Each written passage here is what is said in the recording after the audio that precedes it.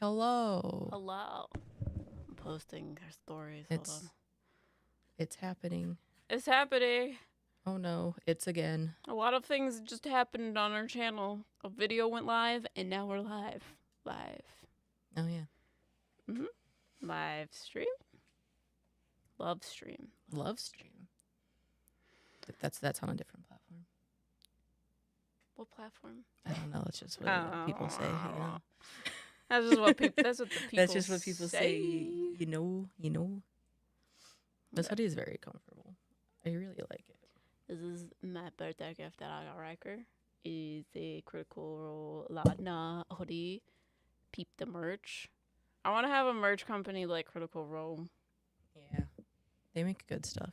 Love me some Critical Role. Wanted this hoodie for ever. Yeah, since it came out. I've wanted to give you it for since ever. Thank you, Jada. Hello. I always end up doing birthday live streams like I have since I started streaming. Yeah. But I also then feel so uncomfortable when everyone's like, happy birthday. I'm like, oh no, you're all here for me. Oh no. Which I know that I'm the one who's doing it. It doesn't make sense. I don't know. I mean, I would feel the same way. Live stream. I'm like, this just gives me something to do. Yeah.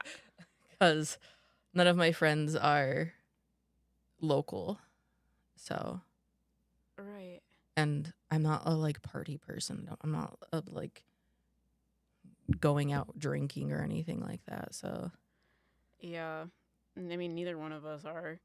We'd rather hang out with our friends on the interwebs. True. Thank you. Yeah. Okay. I'm 1 year closer to 30. You're 26 forever. I'm a whole 27 years old now. I'm 3 years off of 30, which doesn't feel like I am.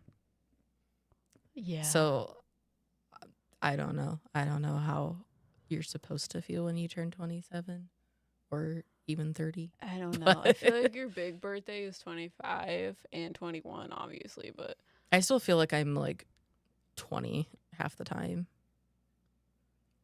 Same.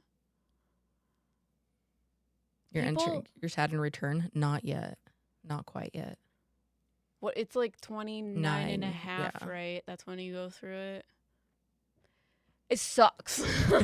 25 is a big birthday. Yeah, most people consider 25 a big birthday. 25 is a big birthday when you own a business. Jada, thank you for the 15. So, it was a big birthday because we could go on ghost hunts and not take our car. That's how I think. I know. Since Jada beat it before I could say anything, for my birthday, we're raising money to go towards our next ghost hunt. So if you guys want to donate, the link is pinned at the top. You do not have to, but yeah, there's not crazy incentives or anything this time. It's just we're not doing a fundraising stream per se, but we are taking donations for our next ghost hunting trip. And we're planning on posting it closer to February-ish. Yeah. We'll see. But we just need to get the resources so that we can go on our ghost hunts. So we'll have 4 coming out in next year.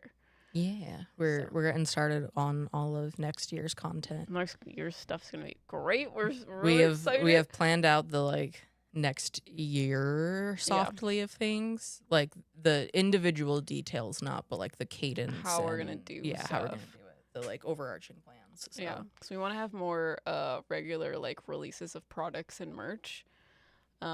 So each month we'll have different things coming out each week. So we're gonna do more live streams, and during live streams we will release the new products, kind of like how Critical Role does. We're taking one from their book, Also, Jay, you go through your Saturn return.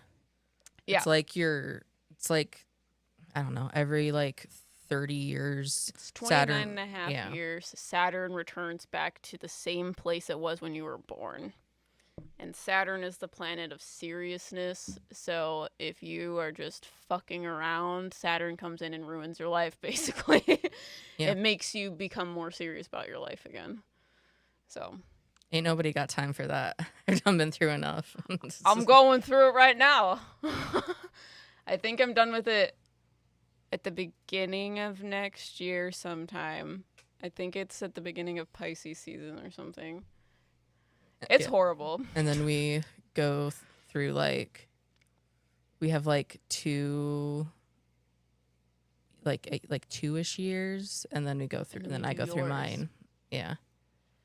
Hi, Kayla. Yeah, you have yours in Aries. Your Saturn return is in Aries. So it will be in relation to the self, because Aries are dealing with like the mind, your personality, that. I'm going to become a hermit during that time so no one can perceive me. I also think it was in your first house or something too. Yeah, it is. Yeah, it's in my first house. Yeah, that's why. That's why. Yeah. It's not going to be a fun one. Yeah. I'm 45, not looking forward to my next Saturn return. I'm not looking forward to my first. I've already had to pretty much go through hers with her.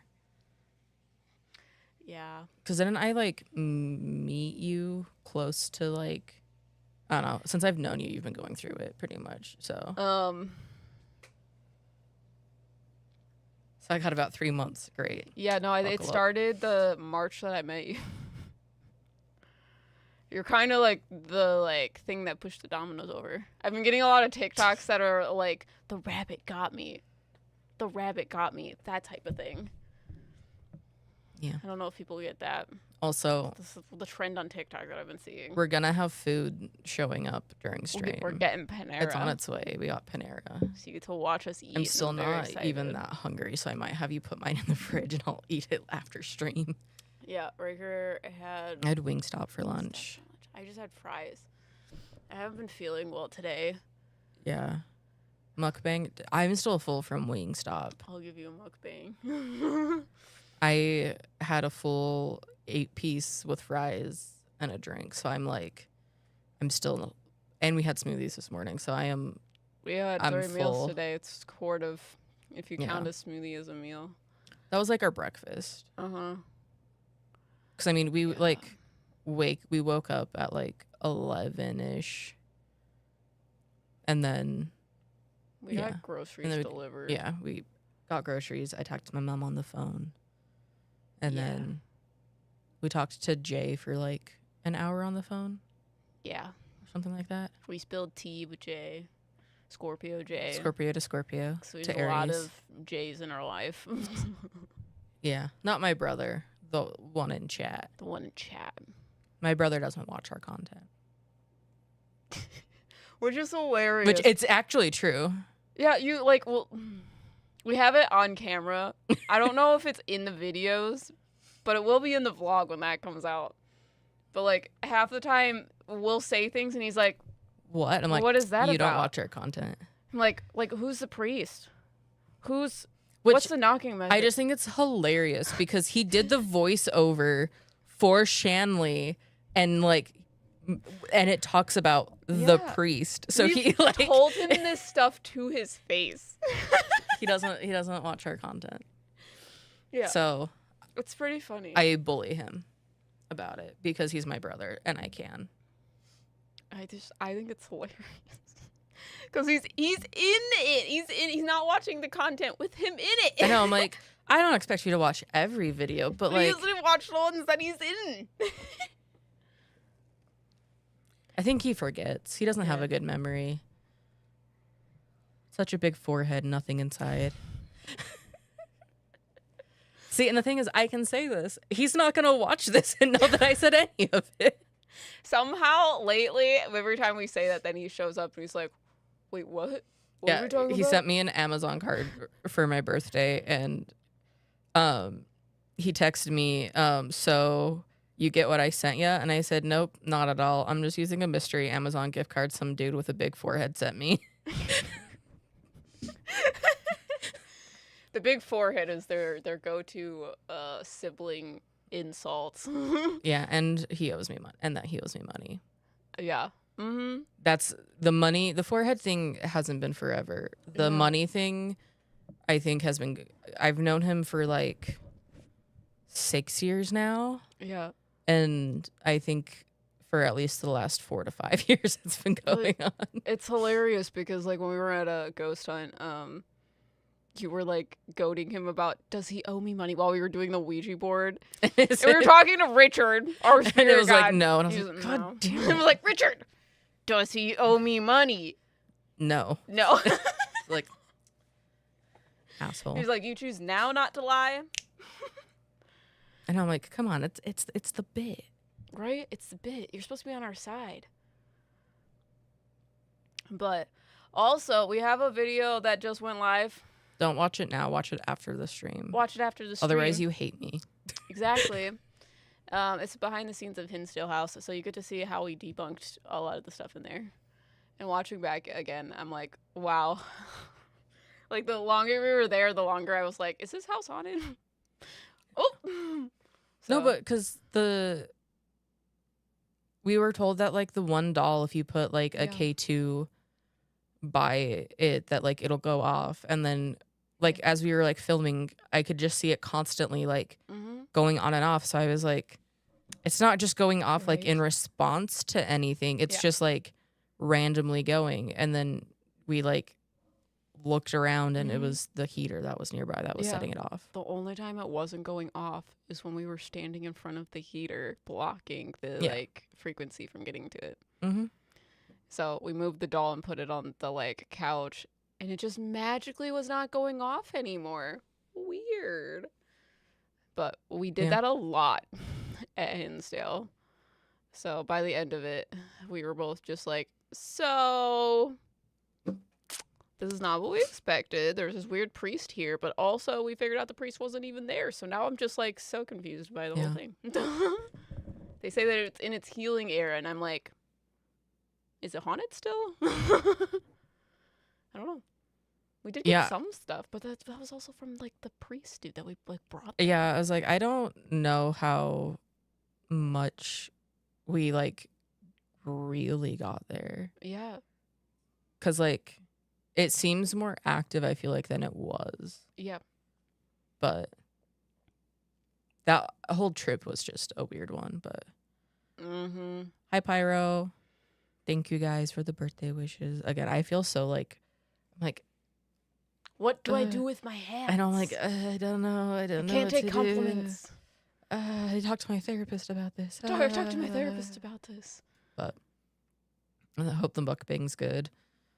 I'm not gonna eat yet. I'm gonna have you put in the fridge for me. Sounds good. I'm hoping that it'll make me feel less dizzy. Jazz hands. But yeah, if you guys are interested, we have a donation link today. It is at the top of chat and in the description. So yeah.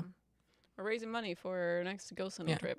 But otherwise, we are just gonna kind of hang out and vibe for a little bit. Nothing like too crazy, you know. We still have Halloween on our. That's how often we.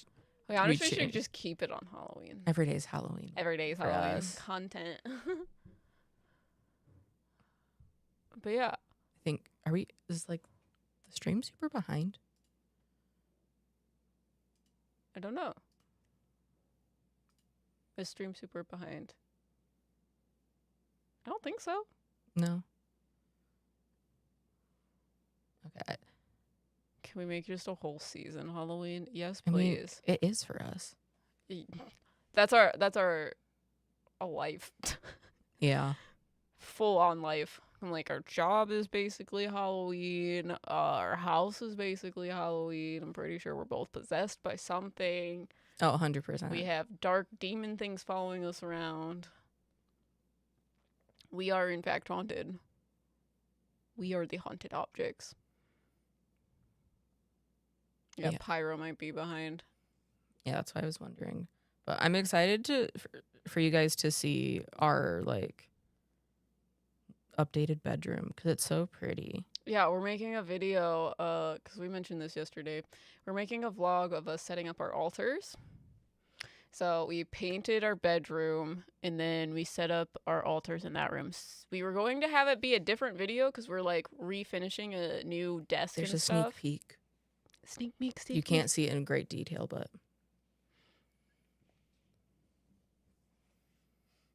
Why do you have spooky, stocky things? Because we like them. Um, Because we're spooky. they help us with things. Just like admitting to having like attachments. They're not like sucking off our energy. They're like demons that we work with, our spirit guides. Sometimes for whatever reason we have like weird entity things coming around because we go to ghost hunts, like the priest and the smile dude. Thank you. But I don't know. It is weird saying it like that, you know? I've been hearing that a lot of people ghost hunting are not getting much activity lately. Really? Who's been saying that? Yeah. Because, I mean, we don't watch, like... We watch more debunkers than... Yeah, we don't watch all that too many investigations. Yeah. But I'm curious to know who's talking about that. We've been talking about it for, like, the last 2 years. But I also feel like ghost hunting videos have... A lot of them have gotten, like, repetitive, if that makes sense. Yeah, I mean, my opinion is I feel like... I'm like, how controversial do I want to get? It's my birthday. It's your birthday. I'm gonna yeah. I just feel like everyone just does the same thing, and no one is like going into depth more with like ghost investigations. Yeah. Because at least for me, I get kind of bored of the like. I'm going to a location to prove ghosts exist. Exactly. And that's the story for like most and that's what videos. Most of it is. So for us, we like when it's like connecting with spirit more. Yeah. In like a more like personal way. Because at least to me, like I believe in like that ghosts and spirit exist and in an afterlife. Mediums. It would be kind of weird if we were like, we're gonna go prove ghosts exist. I'm like, we already believe it. So, but even like before I was like a psychic medium, I believed in that shit. Same. So there's a knock over there. Yeah, a loud knock. I think it was the floor shifting. I think it was the door over there. There's a couple doors sitting over there. It's all surface level investigations and blown out of proportion reactions. My hot take is the out of proportion reactions don't bother me as much as the like not going into like more in depth. Like I don't, and like obviously like to each person their own. Like for example, there's people who talk that or say that like Sam and Colby like overreact and do stuff. It doesn't bother me when I'm like, that's just kind of their style and who they are. Yeah. So it doesn't bother me personally. Like, but I don't know. I also don't necessarily like we don't watch Sam and Colby specifically like for the like investigations. Yeah. Honestly, like most of the time when we're watching when we do watch other like investigators, it's typically like if there's like a big thing that that is like being talked about, or like, you know, Sam and Colby's Hell Week, they always like kind of like hype it up. So like we watch those to see like what is the hype actually. Yeah. They also like dictate a lot of our niche. Like they dictate how our job is gonna go because they are at the top of the niche. But then if we watch other people at locations, a lot of the times it's locations we've been to just, and it's usually like, we'll go and watch them after we've been to a location just to see like, if they got anything similar, different, like what it was. But we try not to watch too many like beforehand. It's easier to go in blind. You know, there's just a lot of like biases to things when you're a medium, at least. Yeah. But yeah, a lot of like ghost hunting videos, it's kind of like the same questions, the same thing, like, and you watch like so many different channels go to the same locations. They're talking to the same spirits. They're doing the same things. They're mostly just being like, "Can you make this go off in 3, 2, 1?" And then it does or not. So I'm like, there needs to be like some sort of connection. So for me, I usually like lean more towards people that bring in mediums and stuff like that can bring out stories of the place and like talk to spirits, because it brings in another element of like, I don't know, the experience itself and like talking to the story of the place instead of just trying to like, this is what ghosts are doing, this is what they can do, it proves it, you know. I don't know if that makes sense. I think some of the most frequented locations are sometimes getting non-responsive. I feel like that could also, I don't know. I feel like it's also hard in that sense because there's so many times. I think that's our food. Yeah. You want to grab it? Mm-hmm. Will you just bring down my drink, but put my food in the fridge? Thank you. I feel like, what was it? Train of thought. Got distracted by DoorDash. I don't know. It seems a lot like there's people, like investigators end up hitting the same locations like around the same time. Or at least they like post the locations around the same time. And I've seen people like online speculate like on like Reddit and like comments and things that like all of the investigators have like this big group chat, so they coordinate it. And if there is one, I've never heard of that. We're not a part of it. But like, for example, we were planning on going to Billy Creek long before Sam and Colby announced that they were doing like the 20 YouTubers at Billy Creek and brought everybody. And so like we were literally like gonna do like the fundraiser and announcing it was in the plans. And then they were like, we went to Billy Creek. And I was like, well, shit. That now everyone's gonna like know or like think that we like are copying them, because like when we went on our New York trip, we were following like right behind Twin Paranormal, it seemed, because like Twin Paranormal was there recently like before us, so and like they were posting their videos around, like, so it was like, well, now people are gonna think that we're just like following Twin Paranormal when we just like plan out locations that are like mostly close together. And that's honestly like how you can kind of see like people or like what they do. But Exploring with Angelo is the last one I watched. He stayed overnight at Poveglia Island and didn't really experience much of anything. God, I mean, I didn't feel like Sam and Colby's like Poveglia Island was very like active. It was more so just like abandoned, like what is it called? Like,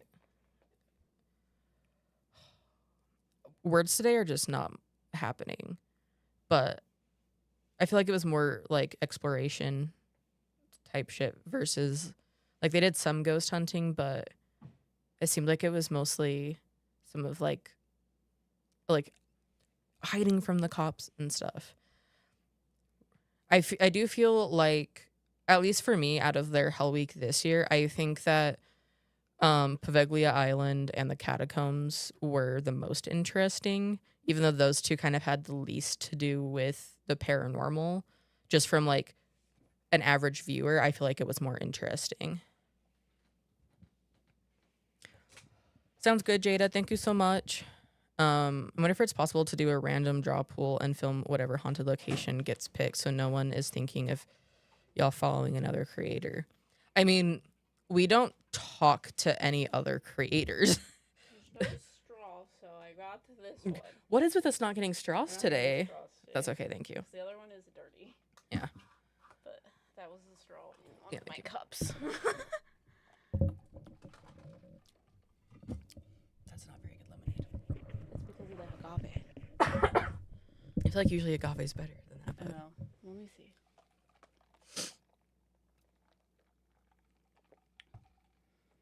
Oh. yeah. You want me to bring you down a lemonade? Yeah, We will have you bring cans.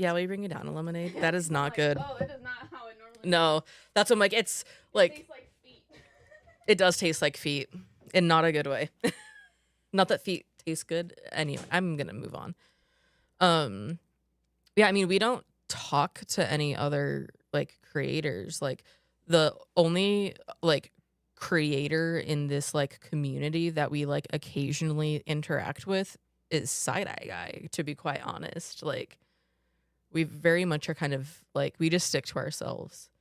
But also I kind of like that because of how I don't know, how kind of all over the place everything, like I don't know, like there's so much like drama and things happening with like creators and everything. I kind of like just sticking to ourselves and kind of doing our thing, like There's so much drama. because I know that like everyone loves when like other creators collab with each other, and collabs are super fun. And we're not opposed to doing Yeah. collabs. But we're not like personally reaching out to people to like be like, hey, do you want to collab? Like we reached out to like one team like sometime last year. We reached out to Seg. Oh yeah, I mean, but he lives He across lives- the world from well, us. yeah, we're not doing in-person stuff with him. Yeah, but like we You know. reached out to another team, and it was like, oh yeah, like we could, and then it kind of like fell through and it didn't really go anywhere, which is like it's not like hate towards them. I don't want anyone, not that you guys know who I'm talking about, but I don't want Collabs are just hard. Yeah, to it's like set up and stuff. Because Yeah. obviously most people don't live in like the same state even. yeah, so it's like coordinating like travel, location, times, date, like there's a lot of logistics that go into it. There's a lot of people that do YouTube are on the other side of the country from us. Yeah. Or in a different country. Like Seg. Hi mom, thank you. Everyone say hi to my mom. Do it now. Say hi to Mama Fry. Yeah, I don't know. Like collabs they're cool. Can I also say the bread is warm. The bread is warm. Oh. The bread is very good. They just made bread. Sorry, go ahead. I'm having deja vu right now. Thank God for the Side Eye Guy, Ollie's YouTube ghost hunting. Who? Where? Oh, I see. Yeah. Yeah, we love Seg. He's great. But yeah, I don't know. We're not. Honestly, for the most part, we're just trying to figure out like how we want to go about like content and things. So we're trying to figure out consistency. Yeah, trying to figure it out in the midst of having like our life in shambles. Because there's like a lot of like personal stuff going on and other things that like we don't share, because as much as we love you guys, we do need our own privacy for some things. So dealing with like other stuff is like, I don't know. It's we're trying to get back into the swing of everything. So, because eventually, like, I would love to be able to put out like weekly ghost hunting videos. Would absolutely love to do that. Yeah, it'd be really fun to like,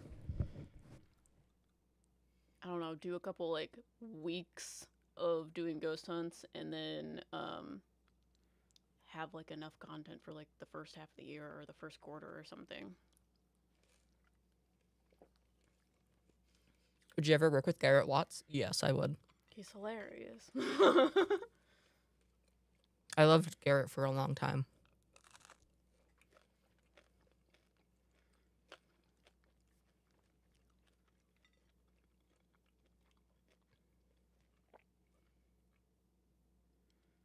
Oh, like caught off. Yeah, I was like, what? What do you mean? Dude, the cats are on something. Are graveyard's a no-go for ghost hunting. It depends. I know some like graveyards don't allow that kind of stuff happening, like cemeteries and stuff. There's also a lot of ethics that go into it. So Yeah. You don't want to go to a cemetery that has a lot of recent like deaths. So you would have to go to like a very old cemetery, just because it respects the privacy of the people that are still living. You don't want to have like people ghost hunting at your grave if you're going there to like see your like past relatives. Yeah. So and then there's also like other things that go into like filming outside in Yeah. general. Yeah. So I would say ethics is like the biggest thing for it. I've never been like drawn to like work like to investigating at like a graveyard or cemetery personally. Yeah. I am more like I've been more drawn to like do like volunteer work, like helping like clean graves and take care of like old like grave plots and things, and like cleaning up headstones and stuff like that. I've wanted people on TikTok do that. I've wanted to do that for years. Death Witch shit. Yeah. Yeah, I want that's what I would rather do in graveyards is like doing something to like honor the dead there versus just ghost hunting. Because I don't know, like I prefer doing ghost hunting in like a specific like location that is like a building, like Brushy Mountain, Madison Seminary, whatever. Yeah, that has more like storied history and things there. Like things that you already know about it. Yeah. Because then you can like history fact check things. You have like explicit permission to like talk about those things. It's easier to not worry about like talking or saying something that might accidentally like harm someone. Yeah, you also go into the issue of like trespassing at night for cemeteries because a lot of them close for one. Yeah. And then doing anything outside at night in the middle of the night is also a safety precaution. Yeah, that's also why we do I've had issues with that before. Yeah, that's also why we do primarily like paid private locations. Yeah. Because it's guaranteed like we're allowed to be there. We're not trespassing. Other people should not be there. It's like a cared for property because even doing like abandoned like exploration and stuff is like sketchy because you don't know like if there's people like staying in there, like hanging out in there who shouldn't be, animals. You don't know how stable the like building is and how safe it is to like walk around and be in. So like I'm down to like watch it, but it's not something that I feel comfortable like doing myself personally. I think it was like Skinwalker Bridge or something. Yeah. Did it with Patrick from the haunted side. The only reason why I was comfortable doing it was because he was there. But it was outside and it's dark as shit. So you can't see anything past the like big bright lights that you're filming with. And there was someone like in the woods next to it, like whistling and like catcalling us. So I'm like, ooh, I don't really like ghost hunting outside in a place that isn't like, that is free reign for the public to go to. Yeah. Because you can have weirdos like that. Yeah. People are much scarier than any ghost. Yeah. No one ever died from ghost hunting. People have died from other people. I have done a cemetery before. We did during the day though. And it was like a cemetery that was like hundreds of years old. Yeah. There was like trees like growing like in between the headstones and stuff like that. So it was cool. But there's a lot of ethics that go into like doing cemeteries, being on the property of it, and all of that stuff. But yeah. It's the same reason as why, I don't know, I've seen like people talk about like why mediums only see like people who are like in old clothing or like they don't see present day people. And for us, I mean, we do all the time, not at locations, but we just don't talk about it because I mean, we do. I mean, we don't like. But when we go to haunted locations, not we're in like trying to talk to the people from the period. But not in like not like as like a video like investigation. Like we're not going to go to somebody's like to a place where like someone died like 5 years ago and investigate that. Yeah, there's ethics in that. So there's like, and even with like there was like one video that we did where mediumship wise, and even like I did like I investigated like afterwards, like the history and like of some of the people that were at that location and found a lot of things. But because they had a lot of family members that were still like living and around the area, we like did not include any of that because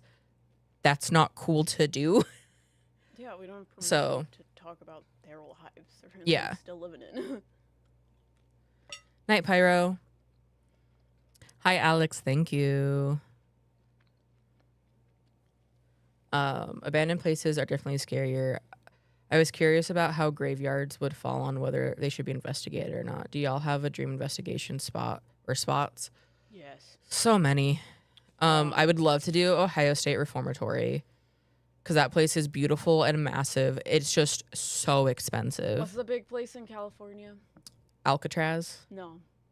The like with the Winchester Yes. Mystery House. Mm-hmm. I was like, it starts with a W.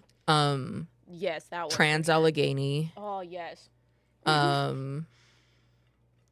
Manifestation wise, I literally just keep setting up a like road trip of the places that we like want to go on a road trip, and it's Trans Allegheny, the Mansfield Reformatory in Ohio. What is on that line? What else is there? Oh, Waverly. Yeah. Waverly, San Hill Antonio. House. Hill House, yeah. I haven't seen people go to Hill House in a while either. Yeah, I do. It's been kind of like referenced publicly, so, but I don't know any of the details. But apparently, an investigator and debunker was in like a lawsuit with Hill House. Yeah, so I don't know. And then wasn't there a weird situation with Hinsdale House, or was that not Hinsdale House? I don't. Not that I heard of Hinsdale House. Okay. Maybe I don't know. Don't listen to me. I'm not spreading rumors. Would you ever talk with someone about a past life if it came through? Oh yeah, past lives and stuff like that is like cool to me. I personally don't like talking with people who like I don't know if like someone like that I know approached me wanting to like do mediumship to talk about like a loved one that they lost. That is different, but like but I would not want to make content off of it. Mm-hmm. And cuz I don't feel comfortable with that. Mm-hmm. And I don't it's the same thing with like true crime stuff. Like I like true crime. It's something that's always interested me, stuff like that, but I don't like making content about it like because mediumship like content, yeah, especially like mediumship. And I mean there's even a lot of content that is people aren't mediums and they cross the line and it's super disrespectful. Yeah. Like there's a lot of ethics. Like that's someone's child that's dying, like in these like true crime things, and then you have everyone on the internet giving their like unwanted feedback about it. Yeah, or I mean there were people who like when with the Titanic, like the Titan submersible that like immediately the amount of mediums that were going out there being like, oh, this is what they're saying, this is what happened, before there was like even confirmed anything. Yeah, before anything was confirmed. Like I think that, and we kind of talked about it in the live stream we did with Seg, but in my opinion, I feel like watching or like as a medium, you shouldn't like input yourself into those situations without explicit permission. So like us going to a haunted location, we're paying to be there. We have explicit permission by the owners to talk about the history, to do mediumship there, to make content, to post it. If we don't have like, I just don't think that anything that's like recently happening should be talked about. So. No, I agree with that. It's just ethics things. Yeah. And I think, I don't know, I'm also of the opinion that like mediums, like if you get information about someone, you shouldn't just be like stopping a stranger like at a store because they're grand whatever. Yeah, because there was one time, I think we were on our way. We stopped. It was on the New York trip. we were driving from the hotel to the Shanley, and we stopped at like Chili's or whatever and got lunch, and there was someone like sitting at the bar by herself, but I kept seeing a man sitting there with her, and I was getting information about it. But I did not go up and say anything to her because she doesn't know me. She was not asking for that. I have no idea what is happening or where she's at. I don't. It's not my place. It's not my place. We Like, also talked about this in a podcast, I think. yeah. Because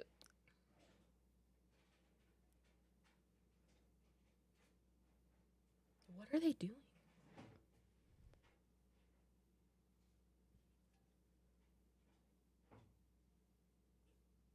I'm gonna go check on that. I'll give you my opinion in a minute. Just remind me what we're talking about. Yeah. Sorry, there's just like loud noises. Yeah, that always seems weird to me when people just randomly go up to people. Yeah, I don't think that people like mediums should just like walk up to strangers and be like, I have a message from your dead father from you. Like, or for you. Like, I think that's fucked. I don't know. Like, I would be upset if someone came up to me and was like, I have a message from your grandmother. I'd be like, fuck off. Like, I don't know you. I don't want to talk to you about this. Like, I don't know. I think that there's like boundaries and ethics for it. And it's just not something I'm personally like. Yeah. I remember what I was gonna say. So, we talked about this in a podcast, but a lot of mediums are basically like, I don't know. I've had like several mediums basically tell me like, I told someone like about their past relative or whatever, and it like saved their lives. They like told me that they were gonna go like home and like end their lives, and like what I did like saved their lives. And Ryker like said the point of like, if like that message is so important for the spirit to get across, it'll get it to them without you. Yeah, you don't have to intervene. Yeah, and I think that, because that's what mediums say all the time is, they just won't leave me alone. Yeah, and my argument too is you are not a licensed health like mental health professional. You do not know where that person is in terms of their grieving process. You do not know anything about this person. It is not your job. And I feel like that also, like, I feel like that's where a lot of like my issues with how people view mediums come from, is mediums who do that make it seem like I have this gift and I have to tell you. And it's like, you're not that special. Because that's the TV shows. That's what they do on TV. Yeah. Like, you're not special. You're like, it's not up to you to like save these people. Like, they have other people in their life. And if spirit really wants to get the message through them, there are other ways to do it. They do not have to go through you. I am a nobody. Spirit does not have to come to me to tell some random stranger across the room about anything. Yeah. Yeah, and we talk about this in our, I think it's the therapy. Yeah, you don't need a psychic, you need a therapist. So we have therapy resources now in all of our videos. So if you need also, hi, Bad to the Bone, thank you. And like, your story, Angelina, is what I like. I actually have referred to it before because I think that what that medium did was fucked up. Yep. Especially because you explicitly said you did not want that, and they still did that. I think that's stupid. I don't think I think that's unethical. I think that is it's not even like from a medium, that he's just a bad person, in my opinion. I don't think that I don't know. I don't think that it's necessary to do that. If like I know someone and they like come to me and we can have like a private conversation, that is something else. But I don't think you should just like go up to a random stranger and like read them without permission. Like, and even if you feel like you're getting information, keep that shit to yourself. I don't know. It's not hard. Like, there's times where I feel like I get like things about like random people. I'm like, I feel like I see that person's spirit guide. It's not like I'm like, hello, sir. I know you're my waiter at this Applebee's right now, but I have a message from your spirit guide from beyond. Like, yeah, I don't know. That is like the shit that like honestly it irks me. That is the stuff that I don't like about Yep. mediumship. Ethics. Yeah. So a lot of people in the mediumship community, they have like a code of ethics, and a lot of it is I will not read you unless you give me permission. I will not read anyone in your life unless they give me permission, etc., etc. Yeah. Like I don't know. I think that there's ethics to it, and I just don't think I don't know. I just also know that I'm not someone who is like properly trained to handle someone who is in any state of grief. No, exactly. Like Grief I am fucking sucks. yeah, I am not trained. Yeah. Like I don't need to traumatize you more. yeah. I couldn't hear M. What is the code of ethics? Sorry. She's trying not to chew into the mic. She's eating food. I'm trying not to give you all of the sounds of my mouth. ASMR chewing sounds. The code of ethics that a lot of mediums will have, they'll have it like on their websites. A lot of mediums have code of ethics, and the code of ethics is I will not read you without your permission. I will not read anyone in your life without their permission. So if you come to like Psychic Susie or whatever and you're like, I want to know about my in-laws fighting, a lot of times they will deny reading into that because they don't have permission from those two people to read them. Mm-hmm. It is a reading for you, not a reading for other people in your life. Yeah. And I know like we were a little like late to the draw with doing it, but I do think that if you're a psychic medium, I think that you should have an available like resource list or something, even if you just pull one from the internet with like therapy resources, mental health, and I think that like it should be like like you should make it available. Like I know we didn't have one right from the jump, but we do have it now. And well, that's not like other mediums don't have that. Yeah. And like the reason why we decided to do that is because of that podcast, and we had Kayla, who is a like licensed like counselor, help us make that like resource list for people. Yeah. Because at the end of the day, like I would rather have someone like book a therapy session than like come to us asking to talk to their past loved ones. I don't. Yeah, because that podcast is like super, I don't know. It was super impactful for me for being a medium because like Kayla was like, who is the guest on the podcast that is like licensed counselor or whatever. She was basically like, I think more mediums need to talk about like steering people towards therapy. So like a lot of people think it's rude to be like, maybe you should go see a therapist, but if you make it a like consistent in all of your like readings with people, that it's not a like taboo thing to like mention to them, then that's going to be better for them because they're going to not feel like, I don't know, like put on the spot or whatever, or like feel crazy. It's just a natural thing that you lead to. So that's why we talk about therapy all the time. Yeah.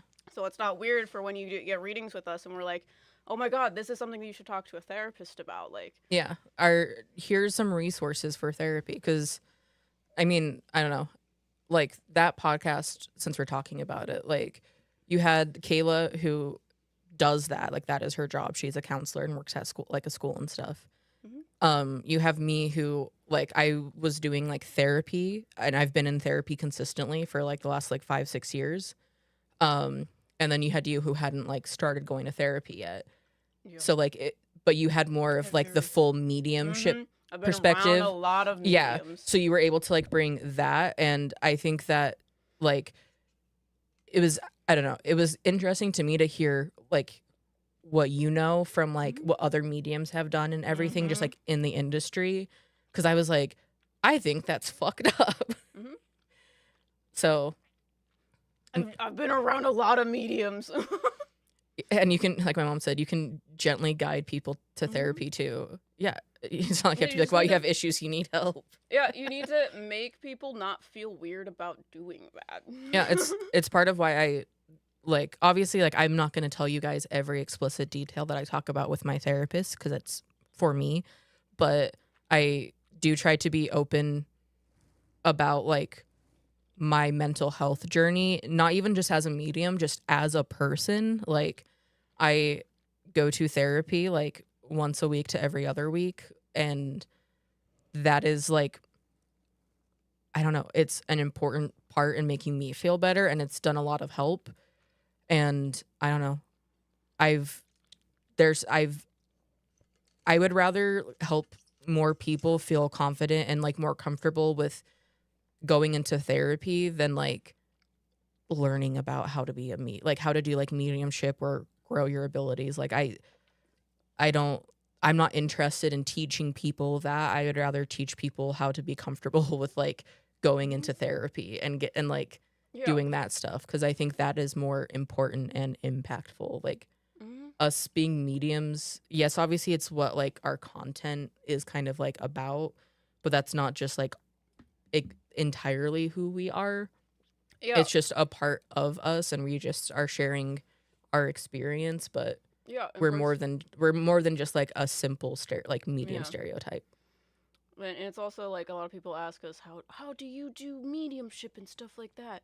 A good place to start is by going to therapy because mediumship is connection. So you need to start with the connection with yourself and then move through the connections physically in your life so that you can connect with spirit. Yeah. It's usually how it goes. And I mean, like for me, I like my last therapist and my current therapist, they both like work with me to incorporate like my more like spiritual side into therapy. So it like fits what I want out of my life and how I want to like grow and improve. So obviously like you have to find the right therapist. Not there's a lot of like very religious therapists who like teach from like the like viewpoint of like God, Christianity, which obviously like that works for some people, but that doesn't work for me. So I tend to find more like agnostic or like spiritual or even just non-religious therapists that they work better for me. Mm-hmm. So yeah, like this just turned into like talking about ethics of mediumship. Yeah. I don't know. I have a lot of honestly, sometimes I feel like I just have a lot of like spicy like opinions about things. Mm-hmm. Like the amount of times when we're not like live or in front of a camera, like and I'm fully unfiltered and I'm like able to not like accidentally start drama with people or have people like take what I'm saying wrong. I feel like I have a lot of spicy takes about things. Yeah. There was something I was going to say. But putting that plate over there was just, that took all of the ADHD thoughts to think that it's going to fall off the table. Yeah, in the past I tried to talk to my therapist about my spirituality, but she shut me down and I was like, this is not going to work. Yeah. I've had therapists that are like that and it doesn't work. That wouldn't work for me. I literally told my therapist like 2 weeks ago about when like things die in my life, they then talk to me, and them talking to me is hard because I don't know what to do with the like information that they tell me because it's so like meaningful.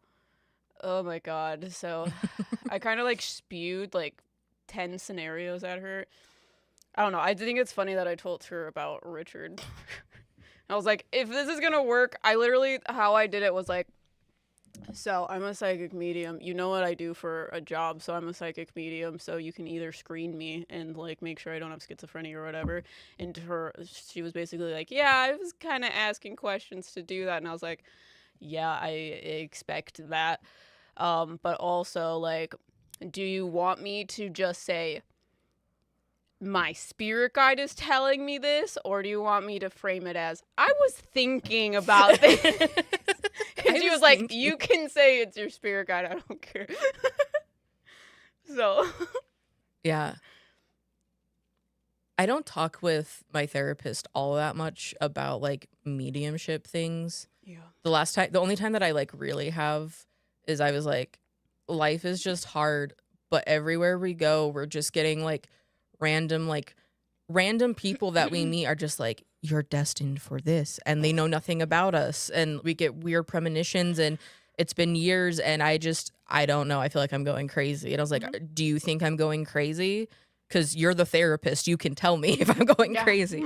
And she is like, diagnose me. and she's like, no, I don't think you're crazy, what you're explaining. And I'm like, I kind of wish you would have just told me I was going crazy, because I feel like that'd be easier to deal with. I'm like, that's why I'm asking you. I'm like, please. I'm like, if I'm crazy, then I can get on with my life. Yeah, but finding the right therapist is it's difficult. I mean, my current therapist that I have now, I love her. She's amazing. I got recommended to her by my primary care physician, who is also amazing and wonderful. I'm trying to find a therapist that does EMDR. That's what my therapist says that I need, but she's not trained in it, so yeah. Finding like EMDR specific therapists, it's a more like recent thing. Yeah. So I hope I can figure that out, because that would. If we were still in California and had money, I could send you to Jasmine. Yeah. I also have to find a therapist that works with Medicaid, which I think might be hard. I don't know. It seems like other therapists have ideas about it, so yeah.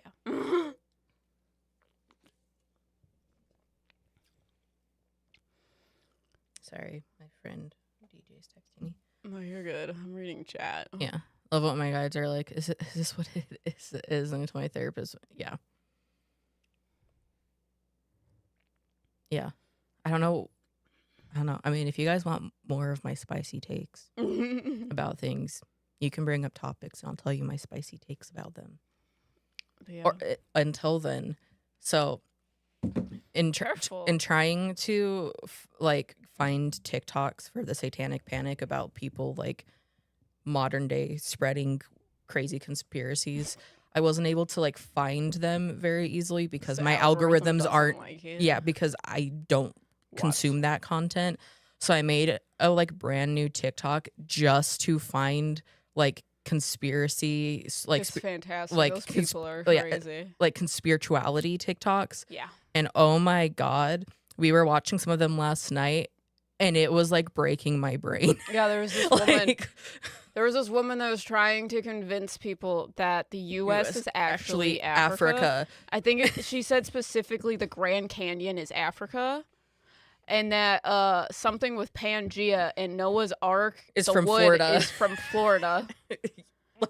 And I'm like, I thought because the video started out with Africa is in like the Grand Canyon is Africa. Okay, and it was like if you look into the Grand Canyon, you'll find a sphinx that's been decapitated because they're trying to hide it. And I'm like, oh my god, oh my god, how did you get to this point? So, would you guys be interested in doing like a live stream or something where we like watch and like react to like crazy like conspirituality and conspiracy theory TikToks? Because, like, the amount of, like, we watched someone have, like, a full-on mental breakdown about the, like, 3-eye Atlas comet being like, I channeled them, and was, like, bawling. She's like, I can't breathe. And I was like... Yeah. She was claiming that she was a medium, and she was channeling, like, okay, how she explained it is that she, like, sort of, like, astral projected out of her body to go see what was in this, like... The spaceship. It's a comet that people think is an alien spaceship, and she like went there and she was like looking at it and she got this like feeling that there was a veil around it, like you aren't allowed to see things if they don't want you to. And then this thing like came and like distressed her, and then she started crying. Yeah, I don't know. Yeah, I feel like we need a mediums roasting these Cocoa for Cocoa Puffs people. Dude, literally last night I was like, we should do like a live stream where we react to these because they're like, they're intense. Like, there was one lady who was like, everything is demonic. She was like, oh my gosh. She's like, red lighting, demonic. She's an ex-witch, and she had like 3 parts of this TikTok where she just listed off things that she deems demonic. Everything is demonic. And it's basically like she said the Labubus, demonic. She said that like the public school system is demonic. And I'm like, if everything is demons, how are you not a demon? There was a video of her explaining that demons are using AI to hide themselves because you can't tell what's real and what's not real. So when you see a real demon, because they're now manifesting in the flesh, you'll just look at them and be like, no, that's AI, and that's how they're hiding from you. Yeah. Like, it's amazing. That's what we watched at like 2 a.m. last night. it's, I don't know. I'm like, there's times where, like, when I watch those, I'm like, I've never felt more like a debunker. And I'm not saying that in like a negative way towards debunkers. I'm just like, no. Well, What? I just think it's funny when people come in and they call us woo woo, and I'm like the 5D, the what is it, new age spirituality people. I'm like, we've been watching a lot of those TikToks on this account, and they all just look like robots, like reciting the same, like, I'm going to ascend in the 5D, and I have all of these characteristics, and blah, blah, blah, blah. And I'm like, yeah. It's crazy. Sorry, it sounds like a Christian. I can speak for them. I was Baptist forever. So glad I deconstructed. Yeah, I think in the video tonight that came out tonight on our channel, there's a lot of talk about religion because I'm ex-Mormon and she is like ex-Catholic. Yeah. So we're just talking about our religion. Our, like, we're talking about those religions very poorly because we just remember it from our childhood. Yeah, which also, the other day I was showing Em some of the like old primary school like Mormon hymns that I learned. Really culty. They're very culty. They're like brainwashing children, like the South Park episodes where they have children like sing things to like manipulate them to do things, like the subliminal messaging thing. They do that for Mormons. Yeah. Mormon children, they're doing it to Mormons. Yeah, I'm like, oh my God. Like, I was pulling up once I remembered, I'm like, wow, now that I'm an adult and like farther away from this. They're not normal. This songs. Is not normal. Crazy. Because, like, Catholic songs, they just, like, worship God. They're like, I worship God. There's songs about that. Yeah, not Mormon songs. No, one of the Mormons ones, it's like, this dude was a prophet. Oh, it was Noah specifically. It was like, Noah was a prophet, but he decided not to trust God, and he regretted it when the flood came. Like, yeah. And it's like, it's there's like really gruesome things. Like, if you don't behave, this will happen to you. In a children's song. So little children are singing it. And there's like 7 songs just about like being a kid and being quiet and reverent. I'm so sorry I subjected you to that before. I knew better. It's okay, Mom. Dude, it's fun to laugh out now. When I came to you as a wee child and said, Mom, this seems kind of sus, you were like, I agree. You can leave. Because fun fact, my mom left the church before I did. Yeah. I went for a few years after my mom left with my grandparents still, and then I started like, I gained consciousness and like was like, some of this stuff doesn't make sense to me. My mom was like, you can, yeah. And so I stopped going. I think that there's like parts of Mormonism that I think are really great is the sense of community that they have. For example, when I was hit by a car, even though I wasn't in the church anymore or involved or anything, and like my mom wasn't, the church still like came and brought meals and like came to like help out with things. And like, I think that sense of community of taking care of one another is really great. I think that is like the best thing that came out of me growing up in that religion was like the community helping each other. Like if someone is like sick or even if someone like just had a baby, like the like Relief Society, like people in the church would bring like meals for the week so you didn't have to worry about cooking, and like they would like that stuff is great. But on the other hand, the Mormon church is the wealthiest religion in the world. But you were telling me that you have to give 10% of your income to the church? Tithing, yes. You get, and a good Mormon is supposed to supposed to give the church 10% of their income every year. That doesn't happen with Catholics. Yeah. They like pass around this bowl or whatever, and you can put money in it, but you don't have to. We had to give you a good backstory. It is a great backstory, because usually when people find out that I used to be Mormon, they're like, are you still Mormon? And I'm like, What do you think? Like, do I look Do I like look it? Mormon? Like, my skeleton hand tattoo? Oh, it showed up, Kayla. I see. Oh, yeah. No, we got it. At least that one. Yeah, no, it's over here, too. The one before it. I don't know if there was another one you were talking about. But yeah, if you use the word mental health, it doesn't work. So if you want to use the word mental health, you need to say it some different way. But yeah, 10% of gross if you want gross blessings, not net. That's what they would tell us. Nothing like gutting you into giving you, guilting you into giving you money. Mm-hmm. But yeah, the therapy resource list should be in all of the videos. I don't know if it's on this one because we use the old stuff. But most of our videos will have that resource list on there too. Yeah. So not just the podcast one. Because also, if you guys also want, I don't know if I could, we might get copyrighted from the Mormon Church, but I could show you guys at some point some of the like crazy like Mormon shit that like I grew up with, because it's weird. It's weird. Oh no, you're totally good, Kayla. Don't worry.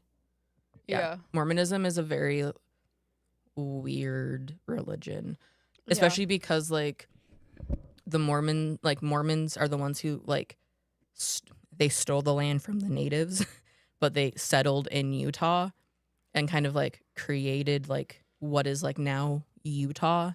So everything in Utah is on a grid system because it goes off of the temple, because like everything is the temple. And to get into the temple, you need like a temple recommend, which is like you pretty much have to like go to like the bishop at your church and say like you want to go to the temple. And then they ask you like a series of crazy questions that you have to get right in order to like be allowed to go into the temple. You wear like special garments. There's secret handshakes and mantras and things. Like there's a lot of like Freemasonry type shit involved in it too.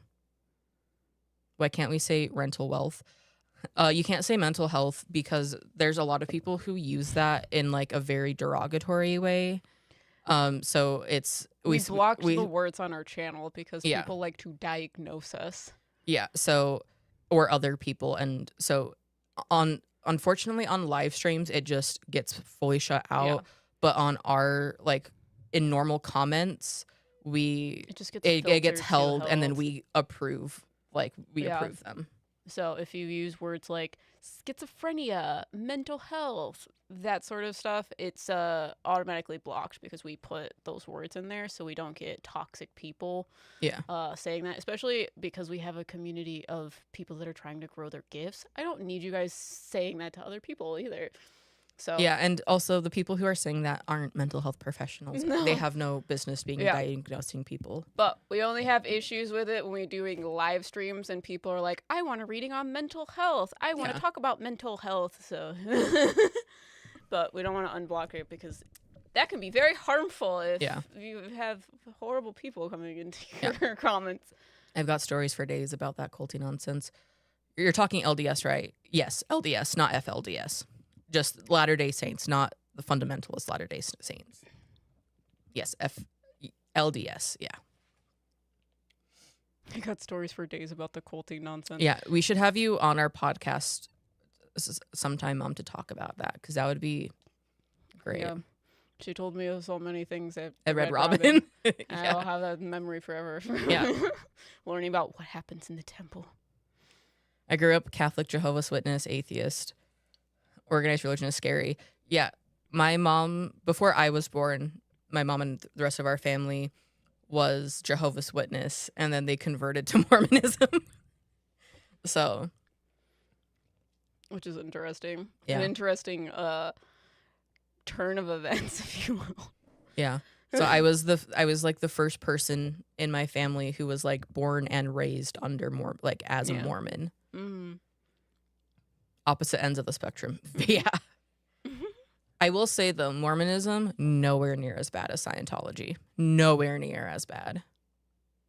I still don't know what they believe. I've heard it, but they believe in, like, crazy... I mean, Mormons kind of used to believe, and, like, kind of believe in, like, weird alien shit, but I don't remember a lot of that, so I'm not going to speak on that. But Scientology believes in, like, crazy alien ship and they take even more money from you. Like you have to pay like tens of thousands of dollars to like move up through the church and shit.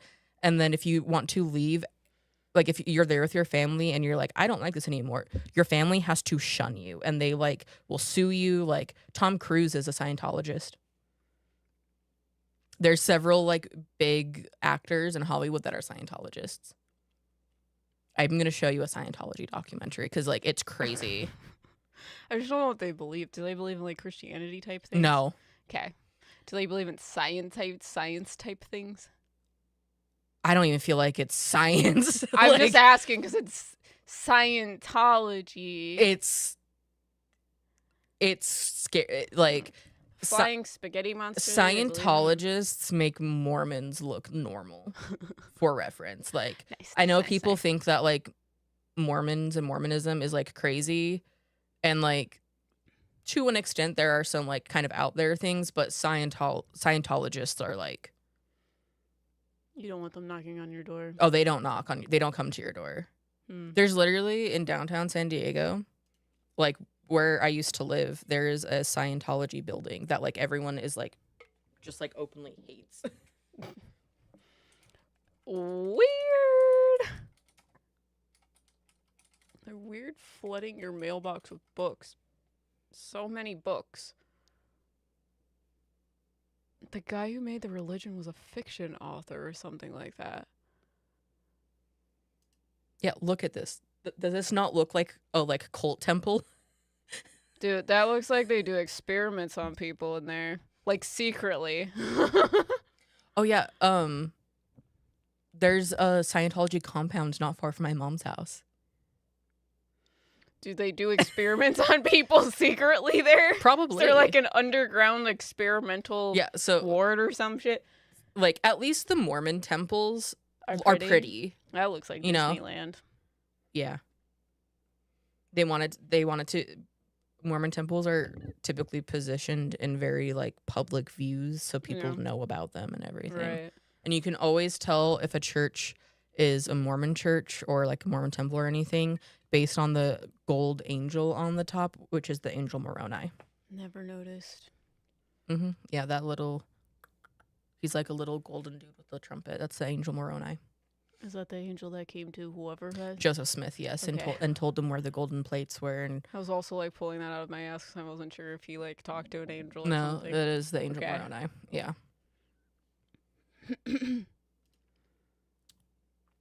Thank you, Micah. Hi. But yeah, I do think it's funny that the Hinsdale vlog that I just released, we were talking about the host. So the sacrament, the body of Christ, whatever the fuck you want to call it, I guess, where you go up to the altar and they give you a little like wafer. That was in the Hinsdale house. So are they rearranging the furniture? I don't know. Every time we hear those noises, we go up there and they're just like, hi, and they're on the floor. I don't know. Thank you, Mom. Mom donated 100. If anybody wants to donate, the link is at the top of which chat. I'll plug it again. If you guys don't know, we're raising money to go on our next ghost hunting trip to get a jump start on content for next year. So we're not doing like a big fundraising stream. We don't need a whole lot because we're just doing like kind of like simple, we're closer, going to cheaper locations. Yeah, cheaper locations and stuff, and not doing like a full like. We're gonna do several, but we're not gonna do like a whole week trip so we can save money and stuff. So we don't have to like pay for a like place to stay for a whole week. It's just like back and forth type thing. Lots of driving, but it's fine. Oh yeah, I was like, what were we talking about? Oh yeah, in the Hinsdale house, we're talking about bread. Yeah. Apparently, when you're a Mormon, you can get the host since the day you like pop out, but like when you're a Christian or a Catholic, you have to go through your first communion. And apparently you get like just sliced bread as a Mormon. Yeah, you take the sacrament. So they have like a little tray that has little holes in it, and they give you like the little plastic like medicine cup looking things For your cup of water that's supposed to be wine. and Oh, no, I don't think the bread was in those. No, it's just but for the water, because like Mormons don't drink alcohol or like. So they made water into. Yeah, so it's his blood. Yeah, so you drink the little sip of water that's just from the water fountain, and then they just buy like a loaf of white bread and cut it into little cubes, and you eat that. That's the sacrament. And as a kid, I like didn't understand why I couldn't eat more of the bread and drink more of the water. It was blessed, Ryker. Yeah, they gave us like little wafers with crosses on them. And they don't taste very good. That's why I'm like jealous. I'm like, they gave you fucking bread. The bread slapped. I will say the bread slapped. And then when you're like 7 or 8, when you get your first communion, you don't. I think we might have had like a sip of wine at our first communion, and then after that, you weren't allowed to get it. I feel like the first communion is like the equivalent to like getting like a Mormon baptism. But we get baptized. Yeah. But Mormons get baptized at 8. Yeah, but you're getting. But you have sacrament before then. Yeah, your first communion is just the first time you get. Okay, gotcha. Sacrament or communion, and it happens around 1st or 2nd grade. So like, I don't think it's the same thing because it's literally just this is how you do. They like teach you how to do it because you go up there, you like put your hands in a cross. They put the wafer in your hands. You put it in your mouth, and then you like do this, and then you go back to your seat. I think you're supposed to do some weird thing. I think the like wine, they're supposed to like feed it to you. You can also have them feed it to you if you don't want to touch the host. Yeah, I remember like growing up, there was someone. Since I like grew up and went to school in Utah, like back then, the majority of everyone was Mormon. Mm-hmm. So like there was someone who was like Catholic who was talking about like drinking wine, and everyone was like, "What?" Like the blood of Christ. Yeah, because that's like Mormons don't drink like anything with caffeine in it. Yeah, so they don't drink like black tea, they don't drink coffee, they don't drink alcohol. Yeah, I just think it's funny that it's water. Yeah. Because, like, we weren't allowed to, like, have the wine because obviously we're under the age of 21. But I remember having a sip of it, like, my first communion. Yeah, no, it's only water. Like, we'll let you do it once because it's your first communion. And it was horrible. I was also 8 or something. Yeah, Mormons don't watch rated R movies. They can't watch you can't watch anything over PG-13 if you're Mormon. Typically, like, the dress there he is. I know. He always comes when we talk about him. Jay. You're talking about him earlier. He's late, but he's always late. So were we talking Catholicism? Yeah, Catholicism versus Mormonism. Because we talked about that in our video that went out today. Sorry, go on. No, you're fine. There's like a very strict like dress code, so you can't show like your shoulders or like anything above the knee, and it doesn't. Not even just at church, like in your everyday life. They don't do that anymore because of COVID. Oh, I didn't think about that. I haven't been to a like Catholic church since I was like, let's see, 18, because I went to a Catholic high school. So, I went to a Mormon private school for kindergarten, so I could start school a year early. Yeah. And then I think after I left, the like school got like shut down for like fraud or something. Mm-hmm. Oh my god. I don't know. Welch's grape juice instead of wine. I've heard people say that wine. too. I'm pretty sure we drank wine, but like a sip of it. I was like 8. It was so gross.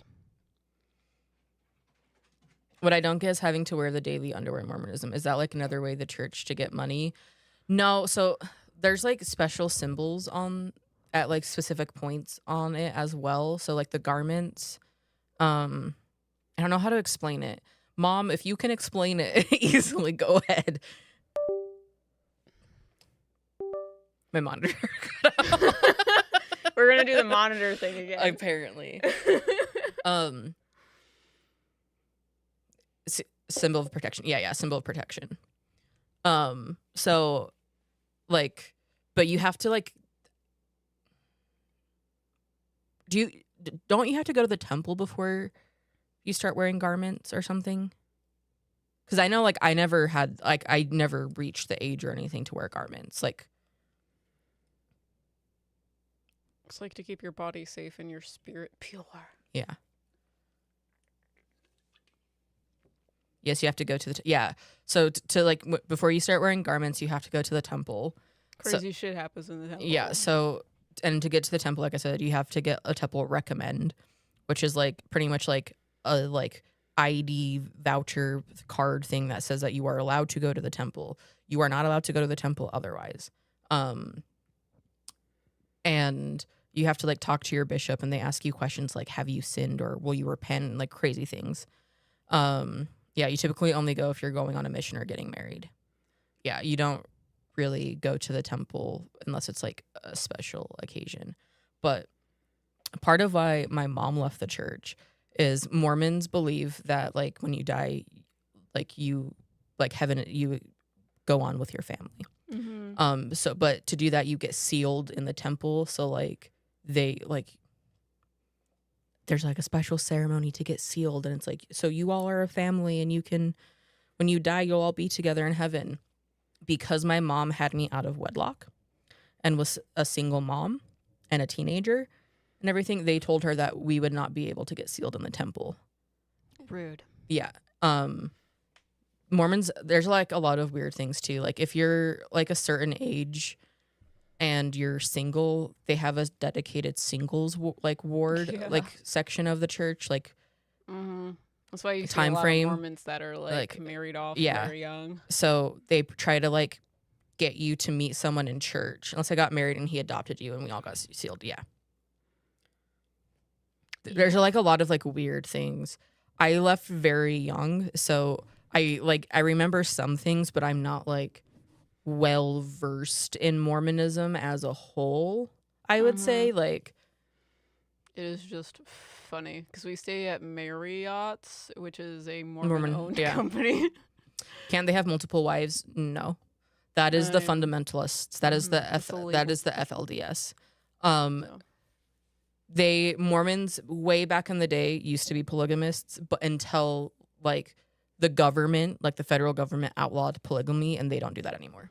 So that's like what people think of, but no, I don't know any polygamists. No sister wives. Like the Sister Wives TV show, they're like weird.